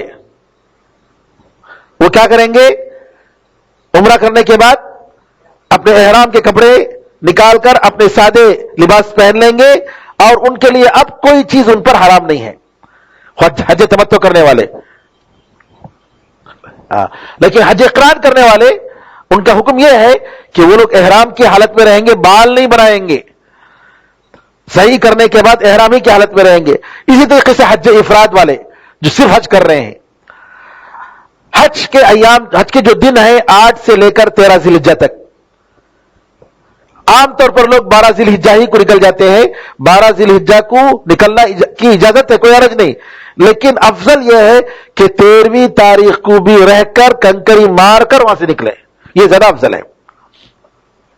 مختصر طور پر آپ دیکھیں حج کے جو کام ہیں، خیال میں یہاں واضح نہیں ہے کیا، آپ اس میں بھی دیکھ سکتے ہیں کہ یہ مکے میں آپ جو ہے مکے سے آپ جاتے ہیں مینا، پھر اس کے بعد 9 تاریخ کو مینا سے عرفات جا رہے ہیں، پھر مغرب کے بعد عرفات سے نکل کر مزدلفہ آ رہے ہیں 9 ذی الحجہ کو، پھر اس کے بعد مزدلفہ میں رات گزار کر دوسرے دن 10ویں تاریخ کی صبح فجر کی نماز کے بعد وہاں دعا کر کے آپ وہاں سے کیا کرتے ہیں، دوبارہ جو ہے مینا آتے ہیں، مینا میں کنکری مارتے ہیں، قربانی دیتے ہیں، بال بناتے ہیں، پھر اس کے بعد کعبے کو جا کر وہاں طواف حج، طواف افاضہ، طواف زیارہ، کوئی بھی لفظ، تینوں الفاظ بولتے ہیں، طواف حج کہتے ہیں، طواف افاضہ، طواف زیارہ، یہ تینوں ایک ہی طواف کا نام ہے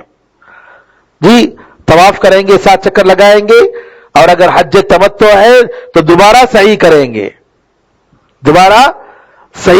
صفا مروہ کے درمیان، پھر اس کے بعد مینا واپس جائیں گے، مینا میں آ کر وہاں رات میں رکیں گے، اور 11ویں تاریخ کو کنکریاں ماریں گے تینوں جمرات کو، اور 12ویں تاریخ کو کنکریاں ماریں گے۔ 10ویں تاریخ کو جو کام ہے اس میں کنکری مارنے کا بھی ہے کہ وہاں جو ہے مزدلفہ سے آ کر کنکری مارنا، پھر اس کے بعد بال بنانا، قربانی دینا، بال بنانا، اور اس کے بعد جو ہے کعبے کا طواف کرنا، طواف حج یا طواف زیارت۔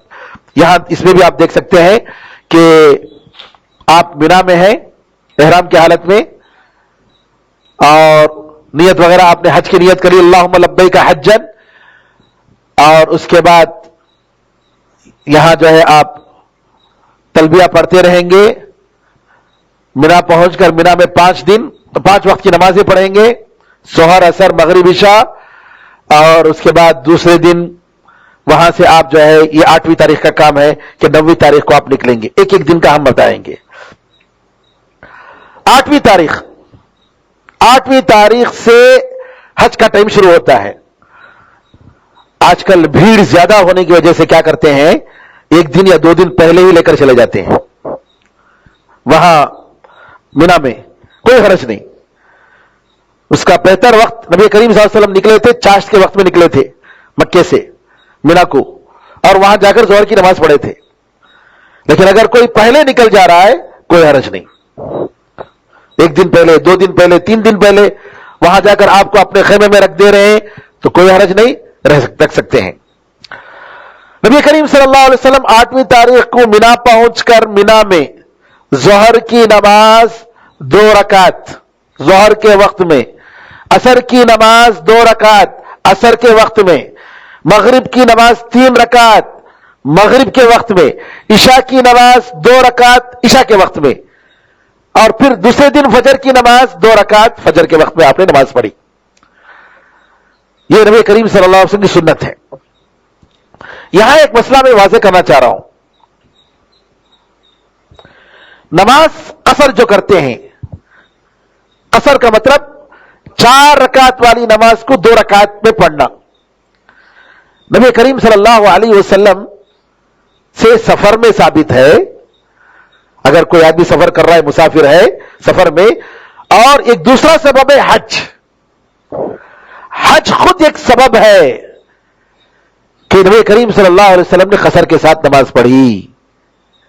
علماء احناف کے پاس حج سفر قصر کے لیے سبب نہیں ہے، ان کے پاس یہ ہے کہ مسافر ہے اس وجہ سے قصر پڑھیں گے، اگر مسافر نہیں ہے تو قصر نماز نہیں پڑھیں گے۔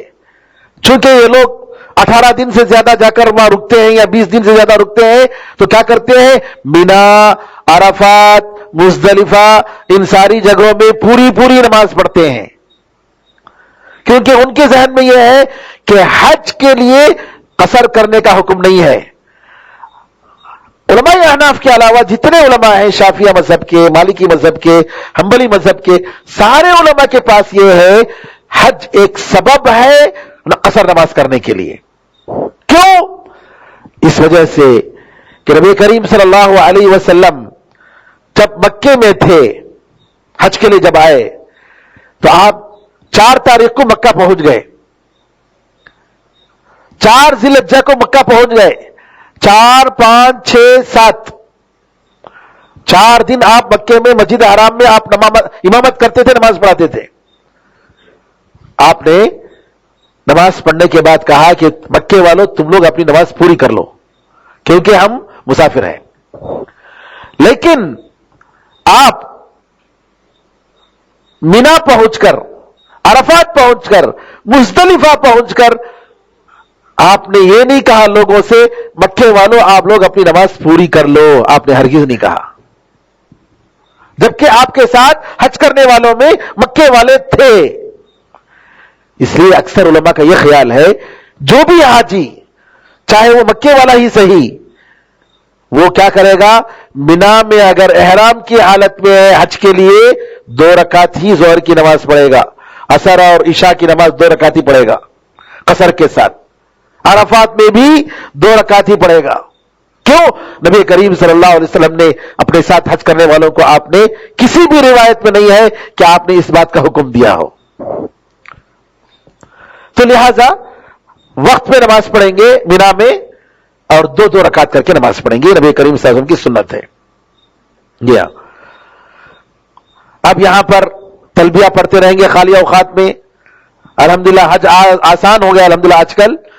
اس کے لیے آپ جو ہے فلاں حاجی کو دیکھنا, فلاں صاحب کو نہیں ملنا, فلاں رشتہ داروں کو لوگ جو ہے چکر لگاتے ہیں پھر اس میں ٹائم ویسٹ کرتے ہیں, ایسا نہیں کرنا چاہیے. عبادت میں رہیے, مصروف رہیے. مینا میں مسجد خیف ہے. اس مسجد کے بارے میں آتا ہے صحیح حدیثوں میں کہ نبی کریم صلی اللہ علیہ وسلم نے فرمایا اس میں 70 نبیوں نے نماز پڑھی ہے. لیکن آپ اپنی جگہ اگر رہ کر وہاں باہر جائیں گے تو بھیڑ جا کے پتہ نہیں آپ کی عبادت بھی یہ ہو جائے گی. اس لیے آپ نہ جائیں, بہتر ہے اپنے اپنے خیمے میں رہیں, زیادہ بہتر ہے. ورنہ لوگ جو ہے وہاں جاتے ہیں اور بھیڑ لگاتے ہیں, وہاں لوگ پہلے سے جگہ نہیں رہتی ہے تو اس کے لیے پریشانی ہوتی ہے. اس لیے میں یہ کہوں گا کہ اپنے اپنے خیمے میں رہ کر زیادہ سے زیادہ عبادت کیجیے, وہ زیادہ بہتر ہے. دعائیں کیجیے بجائے اس کے کہ ہم مکہ مدینہ مینا میں مسجد خیف کو جائیں اور عرفات میں مسجد نمیرہ کو جائیں اور وہاں مشعر حرام مزدلفہ میں وہاں مشعر حرام کی مسجد میں جائیں. اس کی سب ضرورت اپنے اپنی جگہ رہ کر, اپنے ساتھیوں کے ساتھ رہ کر, اپنی فیملیوں کے ساتھ رہ کر آپ اپنے حج کو, اپنی عبادتوں کو بالکل اچھی طرح پرفیکٹ طریقے سے کرنے کی کوشش کیجیے. یہ زیادہ بہتر ہے. بعض لوگ جبل الرحمہ چڑھنے کے لیے جاتے ہیں ادھر سے ادھر, حالانکہ ضرورت نہیں ہے اس کی. مسجد خیف مینا میں دیکھ رہے ہیں آپ, جیسا کہ میں نے بتایا 8 ذی الحجہ مینا میں رہیں گے اور یہ سنت ہے.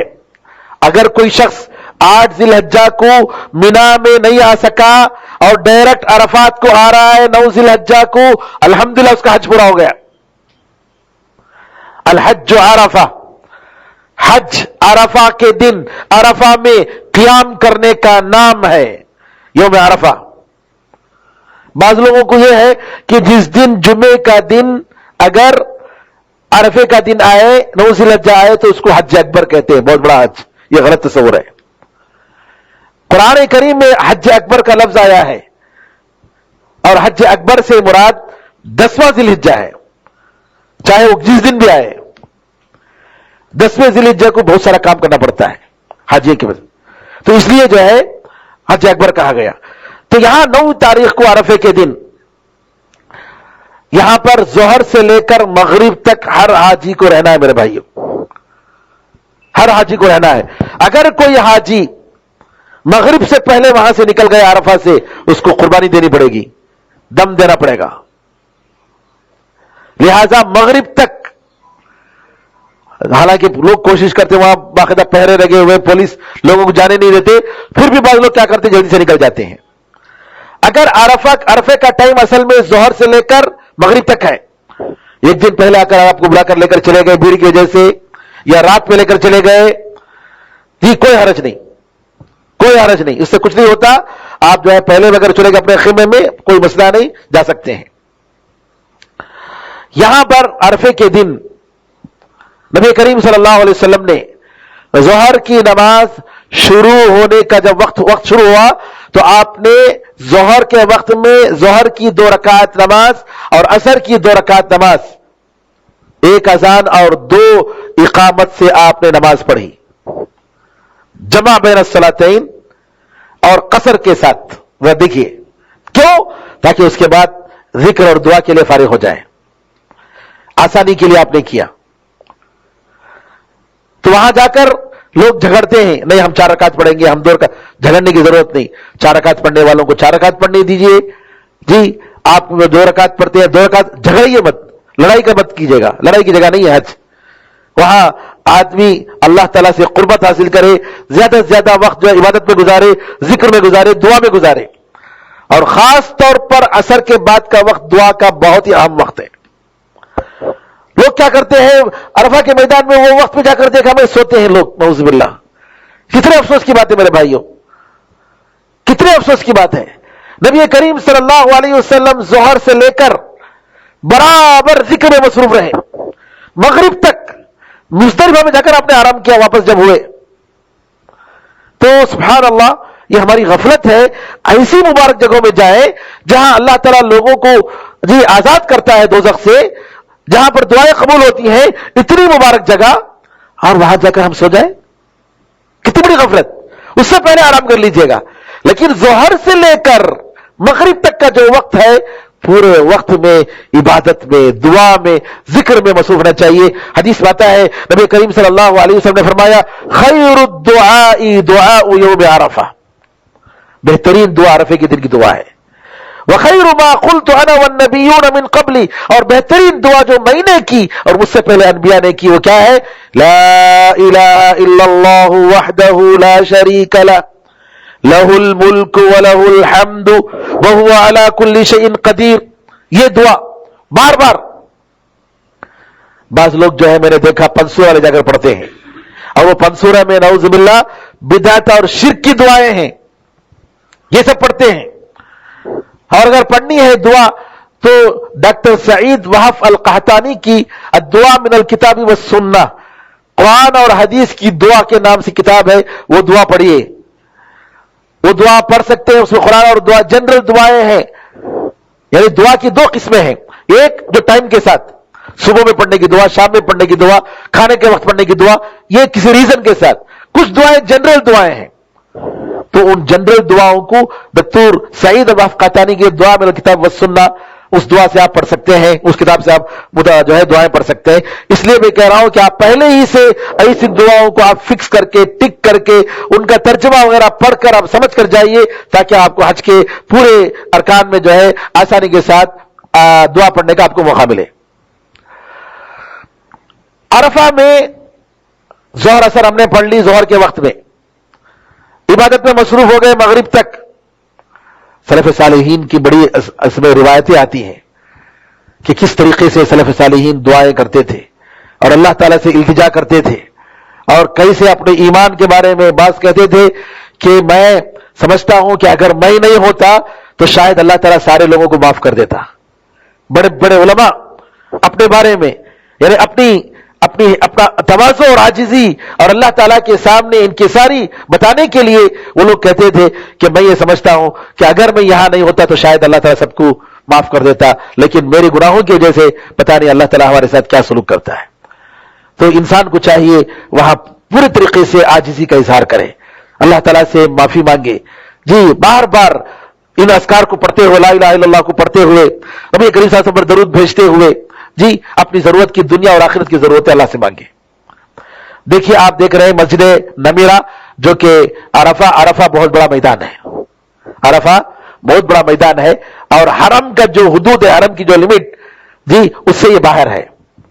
قریش کے لوگ نہیں آتے تھے، وہ لوگ جو ہے مزدلفہ تک آ کر چلے جاتے تھے. تو رسول اللہ صلی اللہ علیہ وسلم نے ان کی خلاف ورزی کی اور عرفہ کے میدان میں آئے. دوسرے لوگ آتے تھے. نبی کریم صلی اللہ علیہ وسلم عرفہ کے میدان میں آ کر آپ نے بتایا کہ عرفہ کا میدان ہی حج کا اصل رکن ہے، اصل عمل ہے، عرفہ میں قیام کرنا. اگر کوئی شخص مغرب تک نہیں پہنچ سکا عرفہ میں، رات میں آ گیا، رات میں اس نے قیام کیا، جبکہ لوگ سب مزدلفہ آ جاتے ہیں، تو نبی کریم صلی اللہ علیہ وسلم کی حدیث سے ثابت ہے کہ اس کا بھی حج ہو گیا. یعنی 10ویں تاریخ کی رات دیکھا جائے تو جی، جبکہ لوگ مزدلفہ میں رہتے ہیں. کیونکہ عروہ ابن مدرس ایک صحابی ہیں نبی کریم صلی اللہ علیہ وسلم کے پاس، جبکہ مزدلفہ میں آپ فجر کی نماز پڑھتے ہیں، فجر کی نماز کے بعد آتے ہیں اللہ کے رسول. میں آپ کی تلاش میں کوئی گھاٹی نہیں چھوڑا, کوئی پہاڑ نہیں چھوڑا, آپ کی تلاش میں میں آتا رہا, حتیٰ کہ کل رات میں نے عرفہ میں میں نے قیام کیا, اور پھر یہاں میں آیا ہوں فجر کی نماز آپ کے پاس پڑھنے کے لیے. تو نبی کریم صلی اللہ علیہ وسلم نے, انہوں نے پوچھا کیا میرا حج ہو گیا؟ تو نبی کریم صلی اللہ علیہ وسلم نے کہا کہ جو ہمارے ساتھ یہاں فجر کی نماز پڑھا اور کل عرفہ میں دن میں یا رات میں اس نے قیام کیا عرفہ کے میدان میں, اس کا حج پورا ہو گیا. یعنی حج کا جو اہم رکن ہے الحمدللہ اس کو ادا ہو گیا. تو یہاں پر عرفہ کے میدان میں جی حاجی لوگ مغرب تک رہتے ہیں, اور مغرب کی نماز کے بعد یہاں سے وہ نکلتے ہیں, اور جو ہے دیکھیے وہاں عرفات میں جگہ جگہ لمٹ بتائے گئے ہیں. عرفہ کی لمٹ, اس کی لمٹ ہی کے اندر رہنا چاہیے, اور آپ کے جتنے خیمے ہیں سارے خیمے عرفہ کے اندر ہیں, خیمے عرفہ کے باہر نہیں ہے. حالانکہ مینا میں جو خیمے لگے گئے ہیں بعض خیمے وہ مزدلفہ میں بھی ہیں, جگہ کی تنگی کی وجہ سے وہ جائز ہے کیونکہ جگہ نہیں ہے. لیکن یہاں جو عرفہ کے میدان میں جتنے بھی خیمے ہیں وہ سب عرفہ کے میدان میں ہیں. لیکن لوگ کیا کرتے ہیں, پھر بھی وقت گزار کرنے کے لیے ادھر ادھر گھومتے رہتے ہیں اور عرفہ کے باہر چلے جاتے ہیں. ایسا نہیں کرنا چاہیے. جبل الرحمہ ہے, نبی کریم صلی اللہ علیہ وسلم نے کہا کہ میں نے یہاں قیام کیا, اور عرفہ کا میدان پورے کے پورا قیام کی جگہ ہے, کہیں بھی قیام کرو. بعض لوگ یہاں جبل الرحمہ جانے کے لیے کیا کرتے ہیں, بہت محنت کرتے ہیں, چل کر آتے ہیں, سب جو ہے حالانکہ نہیں کرنا چاہیے. اپنی اپنی جگہ رہ کر قیام کرنا چاہیے, پہاڑ وغیرہ چڑھنے کی کوئی ضرورت نہیں ہے. اس کے بعد آپ جو ہے یہ عرفہ کے دن کا جو ہے جیسا کہ میں نے بتایا, یہ مزدلفہ کی جو ہے یہ ہے مزدلفہ میں, یہ مزدلفہ ہے. مزدلفہ میں آپ جو ہے 9 تاریخ کو مغرب کے بعد عرفہ سے نکلیں گے اور مزدلفہ میں قیام کریں گے. آج کل ٹرینیں ہیں الحمدللہ, سہولت ہے, لوگ پہنچ جاتے ہیں. پورا ایک زمانہ تھا کہ جو ہے سبحان اللہ ٹریفک کی وجہ سے کیا کرتے تھے, کبھی ادھر سے ادھر ٹریفک, کبھی لوگوں کو زیادہ ٹریفک ہونے کی وجہ سے ایک ساتھ کیا کرے, جو پولیس کمشنر تھے, ٹریفک کمشنر, وہ لوگوں کو طائف بھیج دیے, کنٹرول نہیں کر پائے, طائف بھیج دیے, اور لوگ دوسرے دن بعد میں وہاں ان کو مینا آنا پڑا. تو ایسا بھی ہوا. لیکن الحمدللہ آج کل الحمدللہ وسائل ہیں, چلنے کے راستے ہیں, روڈ ہے, ٹرینیں ہیں, اور الحمدللہ لوگ جو ہے مزدلفہ کو رات میں پہنچ جاتے ہیں. مزدلفہ پہنچ کر مغرب اور عشاء کی نماز نبی کریم صلی اللہ علیہ وسلم نے مغرب کے وقت میں مغرب کی 3 رکعت اور عشاء کی 2 رکعت آپ نے نماز پڑھی. مغرب کی 3 رکعت اور عشاء کی 2 رکعت مزدلفہ میں. عشاء کی نماز کا ٹائم آدھی رات کا ٹائم ہے. آدھی رات کے بعد عشاء کی نماز کا ٹائم ختم ہو جاتا ہے, جیسا کہ صحیح مسلم کی روایتوں میں آتا ہے. بعض لوگ کہتے ہیں فجر تک ہے, لیکن صحیح بات یہ ہے کہ عشاء کی نماز کا ٹائم جنرل ٹائم آدھی رات میں ختم ہوتا ہے. اس لیے علامہ ابن عثیمین رحمۃ اللہ علیہ کہتے ہیں کہ اگر مزدلفہ پہنچنے میں تاخیر ہو گئی, آدھی رات ہو گئی, تو آدھی رات ہونے سے پہلے آپ عشاء کی اور مغرب کی نماز اپنی جگہ پر, چاہے عرفہ کے میدان میں ہو چاہے راستے میں ہو, پڑھ لیجئے. سمجھ میں آپ, یعنی عرفہ سے پہنچتے ہوئے مزدلفہ تاخیر ہو گئی, کبھی بس میں تاخیر ہو گئی, کبھی جو ہے ایسا ہو گیا کہ جو ہے آپ عرفات کے میدانی میں ہیں, آپ ڈر رہے ہیں کہ آپ جو ہے ہم پہنچ نہیں پائیں گے, تو وہیں آپ پڑھ لیں مغرب اور عشاء کی نماز, کوئی حرج نہیں ہے, کیونکہ نماز کا فکس ٹائم ہے, اور نماز کا ٹائم ختم ہونے کے بعد اگر پڑھیں گے تو قضا میں شامل ہوگا, ادا میں شامل نہیں ہوگا. تو مغرب اور عشاء کی نماز مزدلفہ میں نبی کریم صلی اللہ علیہ وسلم پڑھ کر سو گئے. آپ نے کوئی نماز نہیں پڑھی, حتیٰ کہ وتر کی نماز بھی نہیں پڑھی. علامہ ابن المنذر رحمت اللہ علیہ اس حدیث سے دلیل لیتے ہیں کہ وتر کی نماز واجب نہیں ہے. واجب کا مطلب نہیں پڑھیں گے تو گناہگار ہوں گے, لیکن صحیح بات یہ ہے کہ سنت مؤکدہ میں بھی یہ سب سے اہم نماز ہے. سنت مؤکدہ جن نمازوں کی تاکید کی گئی ہے, ان نمازوں میں سب سے اہم نماز وتر کی نماز. اللہ تعالی ہم سب کو ادا کرنے کی توفیق عطا فرمائے. اس حدیث سے ابن المنذر رحمۃ اللہ نے دلیل نکالی کہ نبی کریم صلی اللہ علیہ وسلم نے وتر کی نماز نہیں پڑھی, علماء نے صحابہ نے روایت نہیں کی. اگر واجب ہوتی تو ضرور پڑھے ہوتے, لیکن امہات المؤمنین رات میں نماز پڑھتے تھے. وہاں مزدلفہ میں جا کر مغرب عشاء پڑھنے کے بعد نمازیں پڑھتے تھے. ام سلمہ رضی اللہ عنہ پڑھتی تھی, عائشہ رضی اللہ عنہ پڑھتی تھی, نبی کریم صلی اللہ علیہ وسلم نے امت مسلمہ کی آسانی کے لیے کیا. اگر کوئی پڑھتا ہے تو کوئی حرج نہیں ہے جی، لیکن نبی کریم صلی اللہ علیہ وسلم نے نہیں پڑھی. اور فجر کی نماز کو آپ اٹھے، لیکن آپ نے آدھی رات کے بعد عورتوں اور بچوں کو آپ نے پہلے بھیج دیا. اگر عورتیں اور بچے آپ کے ساتھ نہیں ہیں تو آپ کو رات پوری مزدلفہ میں گزارنا ہے. پھر اس کے بعد آپ کو جو ہے فجر نماز وہاں پڑھنی ہے. فجر نماز کے بعد تھوڑی دیر دعا کرنی ہے. امام مالک رحمۃ اللہ علیہ نے کہا کہ فجر کے بعد وہاں کھڑے ہو کر دعا کرنا واجب ہے، اور اگر نہیں کرے گا تو دم دینا پڑے گا. امام مالک رحمۃ اللہ علیہ کے نظر میں لوگ ان چیزوں کا خیال نہیں کرتے.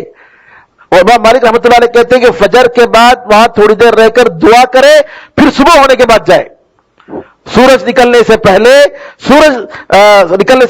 صبح ہونے کے بعد، صبح ہو گئی، روشنی ذرا پھیل گئی تو وہاں سے آپ نے نبی کریم صلی اللہ علیہ وسلم وہاں سے نکلے مزدلفہ سے مینا کی طرف.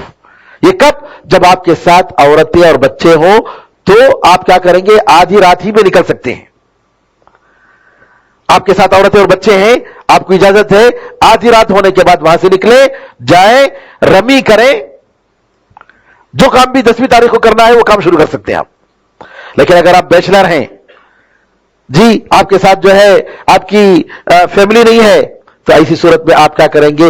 فجر تک رہ کر فجر کے بعد وہاں دعا کرنے کے بعد قرآن میں اللہ نے فرمایا وَاذْكُرُوا اللَّهَ عِنْدَ الْمَشْعَرِ الْحَرَامِ. مشعر حرام سے مراد مزدلفہ. مشعر حرام کے پاس اللہ کو یاد کرو. وَاذْكُرُوهُ كَمَا هَدَاكُمْ وَإِن كُنتُم مِّن قَبْلِهِ لَمِنَ الضَّالِّينَ. اللہ نے جیسا تمہیں بتایا، ہدایت دی، ویسے تم اللہ کو یاد کرو، اگرچہ کہ تم اس سے پہلے تم نہیں جانتے تھے، گمراہوں میں سے تھے. تو بہرحال یہ چیز ضروری ہے کہ وہاں ہم دعا کریں، وہاں سے دعا کرنے کے بعد ہم جائیں. اور آپ جو ہے رمی کے لیے کنکری وہاں سے اٹھا سکتے ہیں، کہیں سے بھی اٹھا سکتے ہیں، کوئی حرج نہیں. رمی کرنے کے لیے لوگ جو ہے بہت ہی عطر لگاتے ہیں، پتہ نہیں کیا کیا کرتے ہیں، یہ سب غلط ہے. نہ دھونے کی ضرورت، پاک صاف ہے ٹھیک ہے. اور کنکری جو ہے وہ چنے کے دانے، موٹا چنا جو ہوتا ہے اس کے دانے کے برابر ہونا چاہیے. دوسری چیزوں سے چپل لے کر فلاں لے کر مارنا یہ غلط ہے. یہ دیکھیے یہاں پر مزدلفہ میں لوگ قیام کیے ہوئے ہیں. مزدلفہ میں ڈیرے نہیں ہوتے ہیں، جو ہے لوگ جو ہے کھلے آسمان ہی میں جو ہے وہاں پر قیام کرتے ہیں اور یہاں پر کنکری اٹھا رہے ہیں. نبی کریم صلی اللہ علیہ وسلم نے وہاں سے اٹھایا تھا، ضرور نہیں کہ وہیں سے اٹھائے، کہیں سے بھی اٹھا سکتے ہیں. 10ویں تاریخ ذی الحجہ کی 10ویں تاریخ کو آپ نے مزدلفہ میں فجر کی نماز پڑھی. صبح ہونے کے بعد وہاں سے آپ نکلے، متوجہ ہوئے آپ جو ہے مینا کی طرف. مینا میں آخری جمرہ جو مکے سے قریب ہے، وہاں جا کر آپ نے کنکری ماری. بسم اللہ اللہ اکبر اللہ اکبر اللہ اکبر، اس طریقے سے آپ نے کنکری ماری. ٹھیک ہے، ایک ایک کنکری مارنی ہے الگ الگ. اگر کوئی شخص 7 کنکری کو اٹھا کر ایک بار مار دیا، ایک کنکری شمار ہوگی، ایک کنکری شمار ہوگی.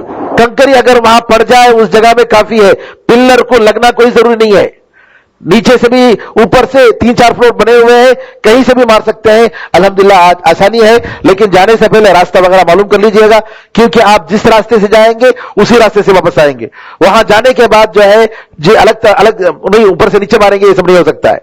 اگر اوپر جانا ہے تو دیکھ لیجیے اوپر جانے کا راستہ الگ ہے، نیچے جانا ہے تو نیچے جانے والے کا راستہ الگ ہے. اب یہاں دیکھیے مختصر طور پر آپ دیکھ رہے ہیں کہ مینا میں فجر یہ 10ویں ذی الحجہ آفٹر پریئنگ فجر گو ٹو مینا. ہاں، مزدلفہ میں فجر نماز پڑھیں گے، مینا جائیں گے، جمرہ کبریٰ جو آخری جمرہ ہے اس کو آپ کنکری ماریں گے، اور اس کے بعد جو ہے ہم جو ہے قربانی دیں گے، کیونکہ افراد میں قربانی نہیں ہے میں نے بتایا تھا، لیکن عمرے میں جو تمتع میں اور قران میں قربانی ہے تو قربانی دیں گے. پھر اس کے بعد جو ہے اپنے بال نکالیں گے، اور نکالنے کے بعد جو ہے اپنے کپڑے، سادے کپڑے، احرام کے کپڑے نکال کر سادے کپڑے پہن کر خوشبو وغیرہ لگا کر طواف اور سعی کے لیے مکہ جائیں گے.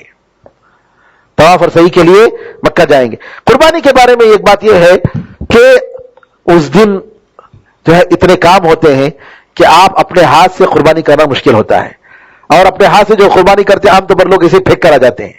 اس لیے بہتر ہے کہ وہاں جو اسلامک ڈیولپمنٹ بینک کی طرف سے جو انتظام ہے کہ وہ لوگ جو ہے آپ ان کو اگر پیسے دے دیں گے تو قربانی وہ کر لیتے ہیں.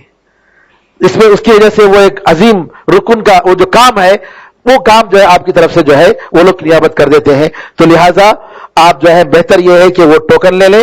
بعض لوگ کیا کرتے ہیں کہ نہیں ہم لوگ کیا کرتے ہیں اپنے خاص لوگوں سے پیسے وصول کر لیتے ہیں, انڈین دوسرے لوگ کرتے ہیں ایسا کام, اور کیا کرتے ہیں بعض موقع پر معلوم ہوا کہ ان لوگوں نے دیا نہیں, بعض لوگوں نے یا کہ صحیح طریقے سے نہیں کیا, ایسا سب ہوتا ہے.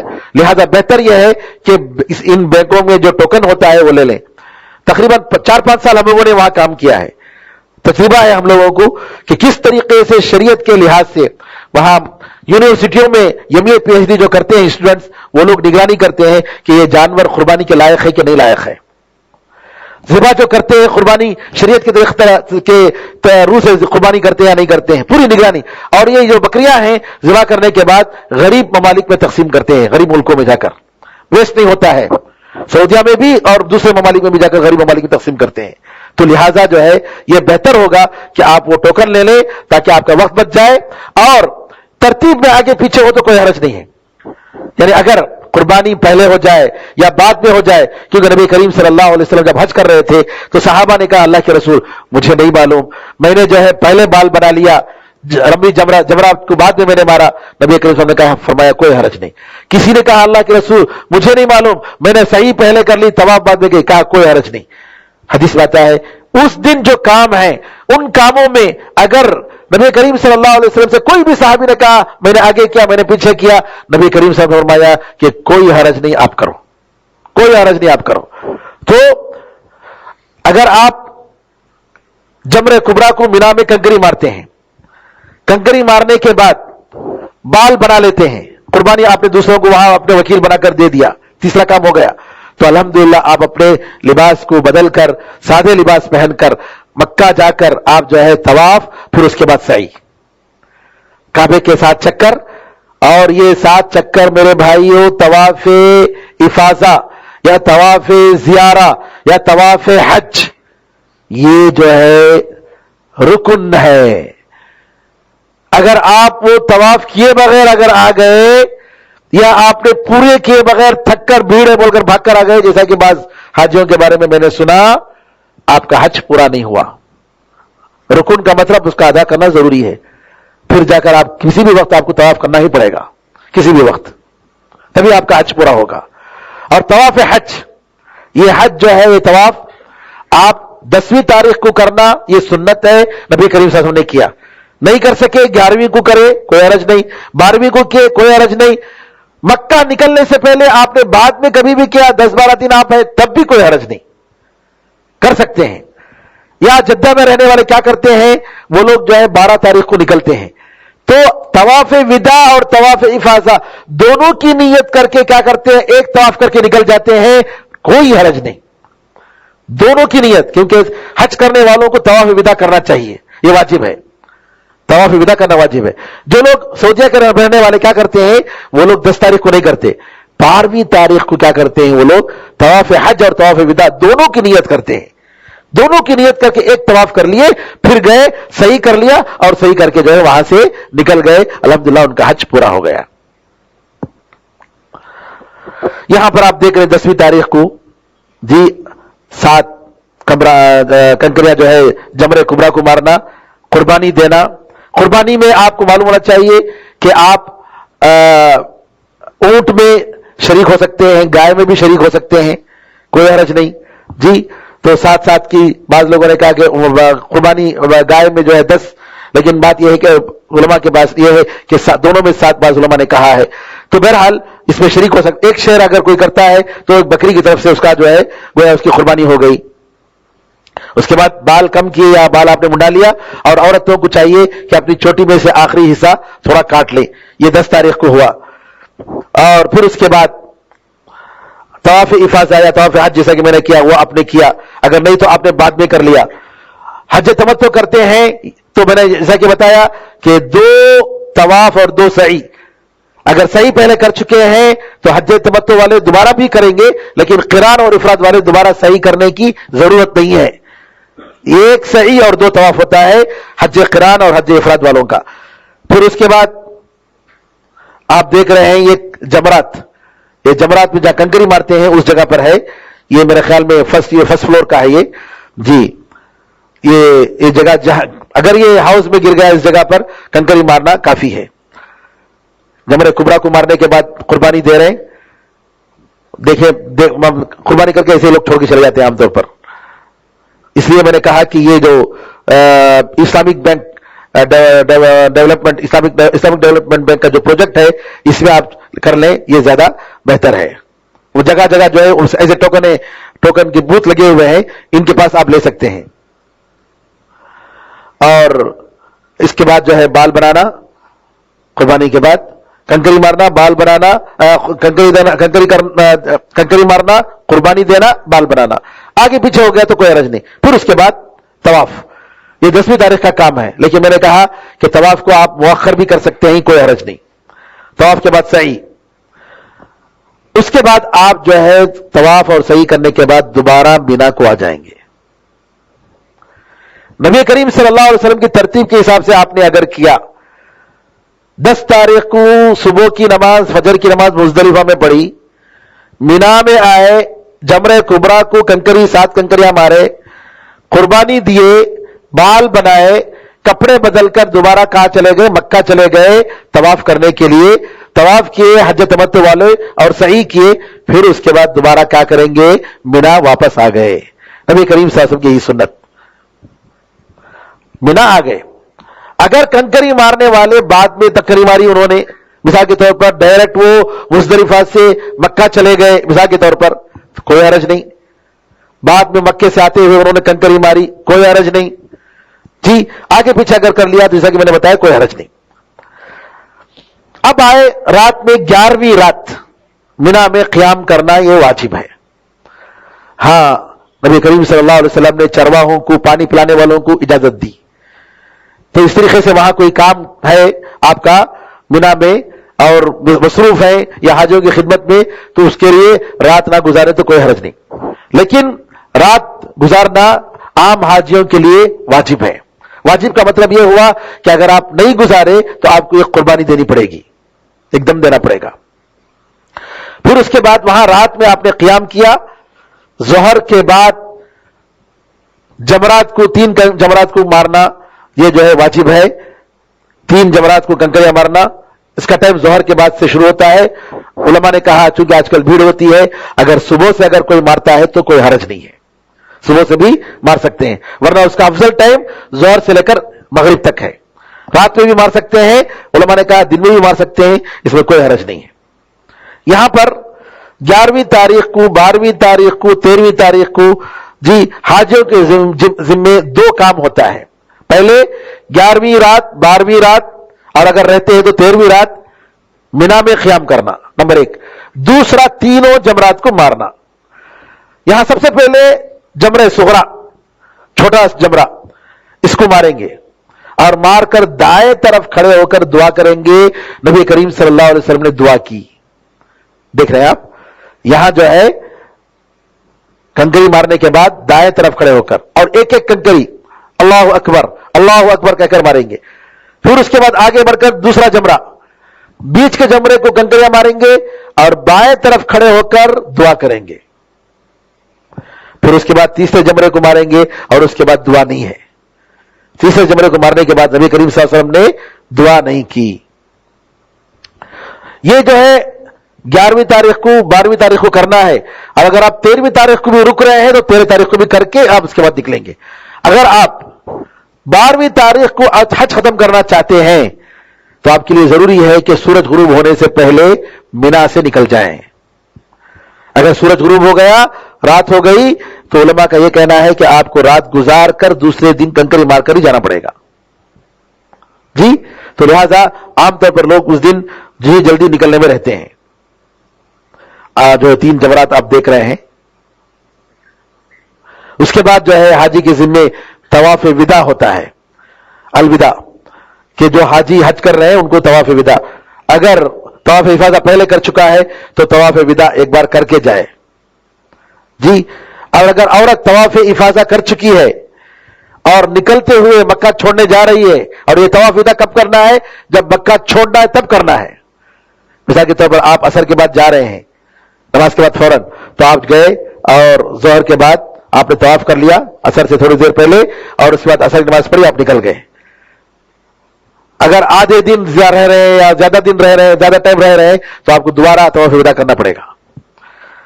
لیکن اگر کوئی دونوں طواف ملا رہا ہے، افاضہ اور طواف وداع، تو بھی کوئی حرج نہیں ہے. اس طریقے سے آپ کا حج جو ہے الحمدللہ ختم ہوا. اب آپ کے پاس یہاں کچھ جگہیں ہیں جہاں پر جاننے کے لیے میں یہ بتا رہا ہوں. ان میں حرم کے حدود ہیں. ایک تو میقات ہے، جو سب سے دور میقات جو مکے سے پڑتا ہے وہ مدینے کا میقات ہے، تقریباً 450 کلومیٹر فاصلہ پر ہے. اس کے علاوہ ایک اور حرم کے لمٹس ہیں، حرم کے حدود. یہ مسجد حرام الگ ہے، حرم کے حدود محترم جگہ ہے جہاں پر شکار نہیں کر سکتا کسی جانور کا، جہاں پر کوئی درخت نہیں کاٹ سکتے، محترم جگہ. ادھر مسجد تنعیم جو ہے جہاں پر مسجد عائشہ کہتے ہیں، مسجد تنعیم یہ حرم کے باہر ہے. اس طرف جو ہے عرفات. تو یہاں ہر جگہ نشانی لگائے گئے ہیں یہ بتانے کے لیے کہ حرم کے حدود. یہ علم کے لیے میں بتا رہا ہوں، یہ حرم کے حدود ہیں جو متعین کیے گئے ہیں باقاعدہ.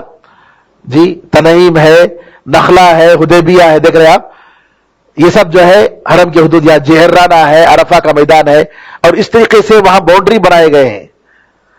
اور یہ جو ہے آپ دیکھ رہے ہیں جبل نور،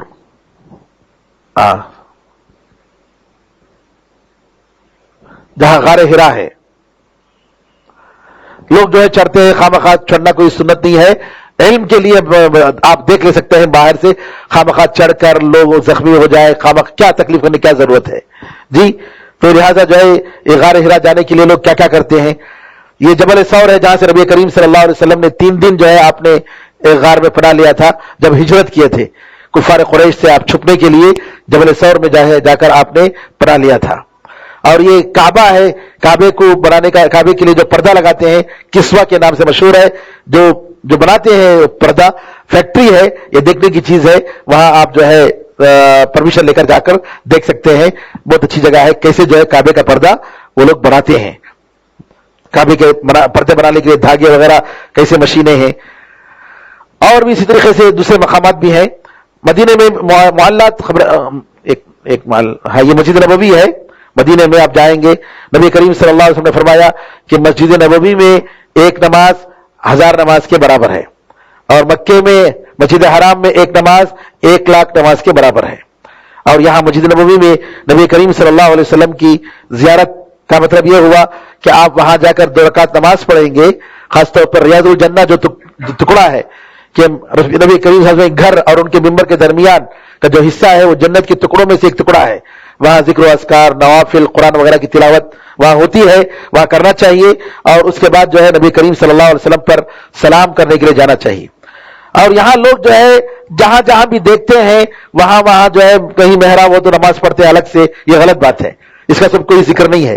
مسجد نبوی میں کہیں پڑھ لیا ٹھیک ہے، کوئی حرج ہے؟ کوئی حرج نہیں. اور اس طریقے سے نبی کریم صلی اللہ علیہ وسلم پر سلام کرنے کے لیے گئے تو نبی کریم صلی اللہ علیہ وسلم، یہ دیکھیے یہ جو ترکی عمارت کی یہ جو ہے پرانی عمارت اپنی اصلی شکل میں باقی ہے، یہ جو اوپر لکھا گیا ہے ھذا حد مسجد النبی صلی اللہ علیہ وسلم، یعنی نبی کریم صلی اللہ علیہ وسلم کے زمانے میں جو مسجد تھی اس مسجد کی لمٹ یہ یہاں پر یہ لکھا گیا ہے.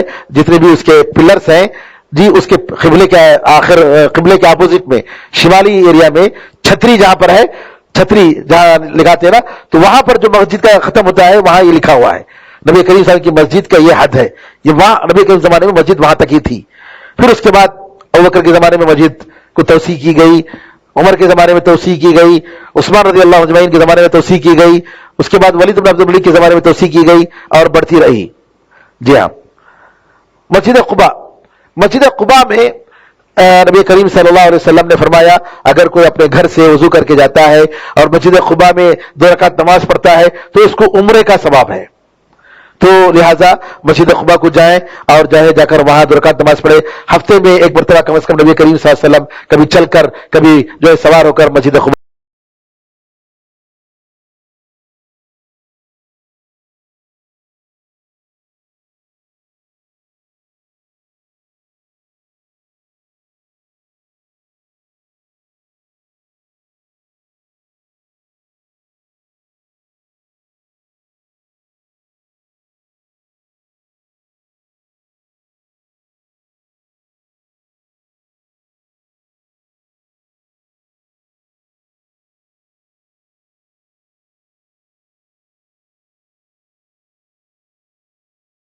کا پہاڑ کا دامن ہے یہاں پر, اور یہاں بھی جایا نبی کریم صلی اللہ علیہ وسلم زیارت کرتے تھے, تو وہاں جا کر آپ ان کے حق میں جا کر دعا کریں, جا کر موتا سے مانگنا اپنے حج کو بیکار کرنا ہے. وہاں جا کر آپ جو ہے طلب کرنا موتا سے, جی نعوذ باللہ یہ تو شرک ہو گیا, مانگنا ہے تو اللہ تعالیٰ سے مانگنا ہے. اور ایک دیکھنے کی چیز ہے کنگ فہد قرآن پرنٹنگ کمپلیکس, یہ جو ہے ماشاءاللہ ملینوں قرآن کے ترجمے اور قرآن کی ریکارڈنگ یہاں ہوتی ہے, اور وہ بہت سبحان اللہ بڑی بڑی نئی مشینیں جو دنیا میں پرنٹنگ مشینیں ہیں, آپ یہاں جا کر دیکھ سکتے ہیں. وہ لوگ ساتھ ہی ایک قرآن بھی جو ہے گفٹ کے طور پر دیتے ہیں, تو آپ جو ہے وہاں جا سکتے ہیں. مدینے میں قبلے کی طرف اسماء حسنہ ایک ایگزیبیشن ہے جو بہت ہی مفید ہے. جی وہاں جا کر آپ ایگزیبیشن دیکھیں, ماشاءاللہ کافی اس میں معلومات ہے, اور اس طریقے سے نبی کریم صلی اللہ علیہ وسلم کی سیرت کے بارے میں بھی ہے, آپ جو ہے دیکھ سکتے ہیں. قبلتین ایک تاریخی مسجد ہے, جانے کا کوئی ثواب نہیں ہے. یہ وہ جگہ ہے جہاں پر ایک نماز ظہر یا عصر کی نماز, آدھی نماز بیت المقدس کی طرف پڑھی گئی اور دوسری آدھی نماز مکے کی طرف پڑھی گئی. کیونکہ ایک صحابی گزر رہے تھے, انہوں نے کہا دیکھا کہ یہ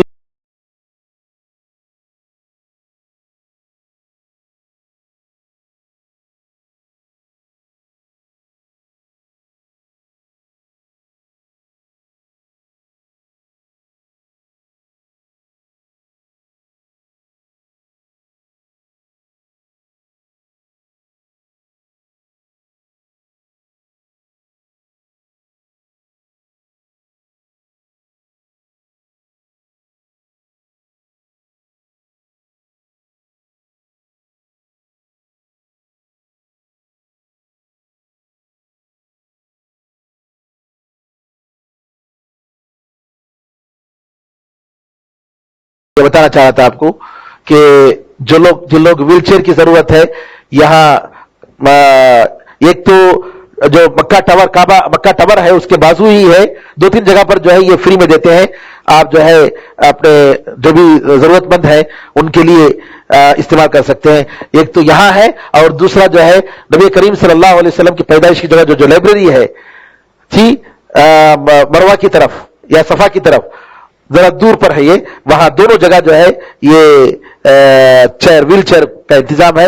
وہاں جا کر آپ جو ہے اپنے آئی ڈی کارڈ دے کر لے سکتے ہیں, فری میں لے سکتے ہیں, پھر اس کے بعد واپس کر کے آپ نے آئی ڈی کارڈ لے جا سکتے ہیں. یہ معلومات کے لیے میں نے بتایا. یہ کچھ ضروری باتیں تھیں حج اور عمرے کے تعلق سے. اللہ تعالیٰ سے دعا ہے کہ اللہ تعالیٰ حاجیوں کے حج کو قبول فرمائے, امن و امان کے ساتھ ان کو لے جائے اور امن و امان کے ساتھ ان کو واپس لائے, ان کے حج کو حج مبرور بنائے, ان کی دعاؤں کو اللہ قبول فرمائے, ان کی مرادوں کو اللہ تعالیٰ پوری فرمائے. اللہ تعالیٰ سارے مسلمانوں کی حفاظت فرمائے. آمین ارحم الراحمین. الحمدللہ رب العالمین, وصلی اللہ وسلم علی نبینا محمد وعلی آلہ وصحبہ اجمعین. السلام علیکم ورحمۃ اللہ وبرکاتہ.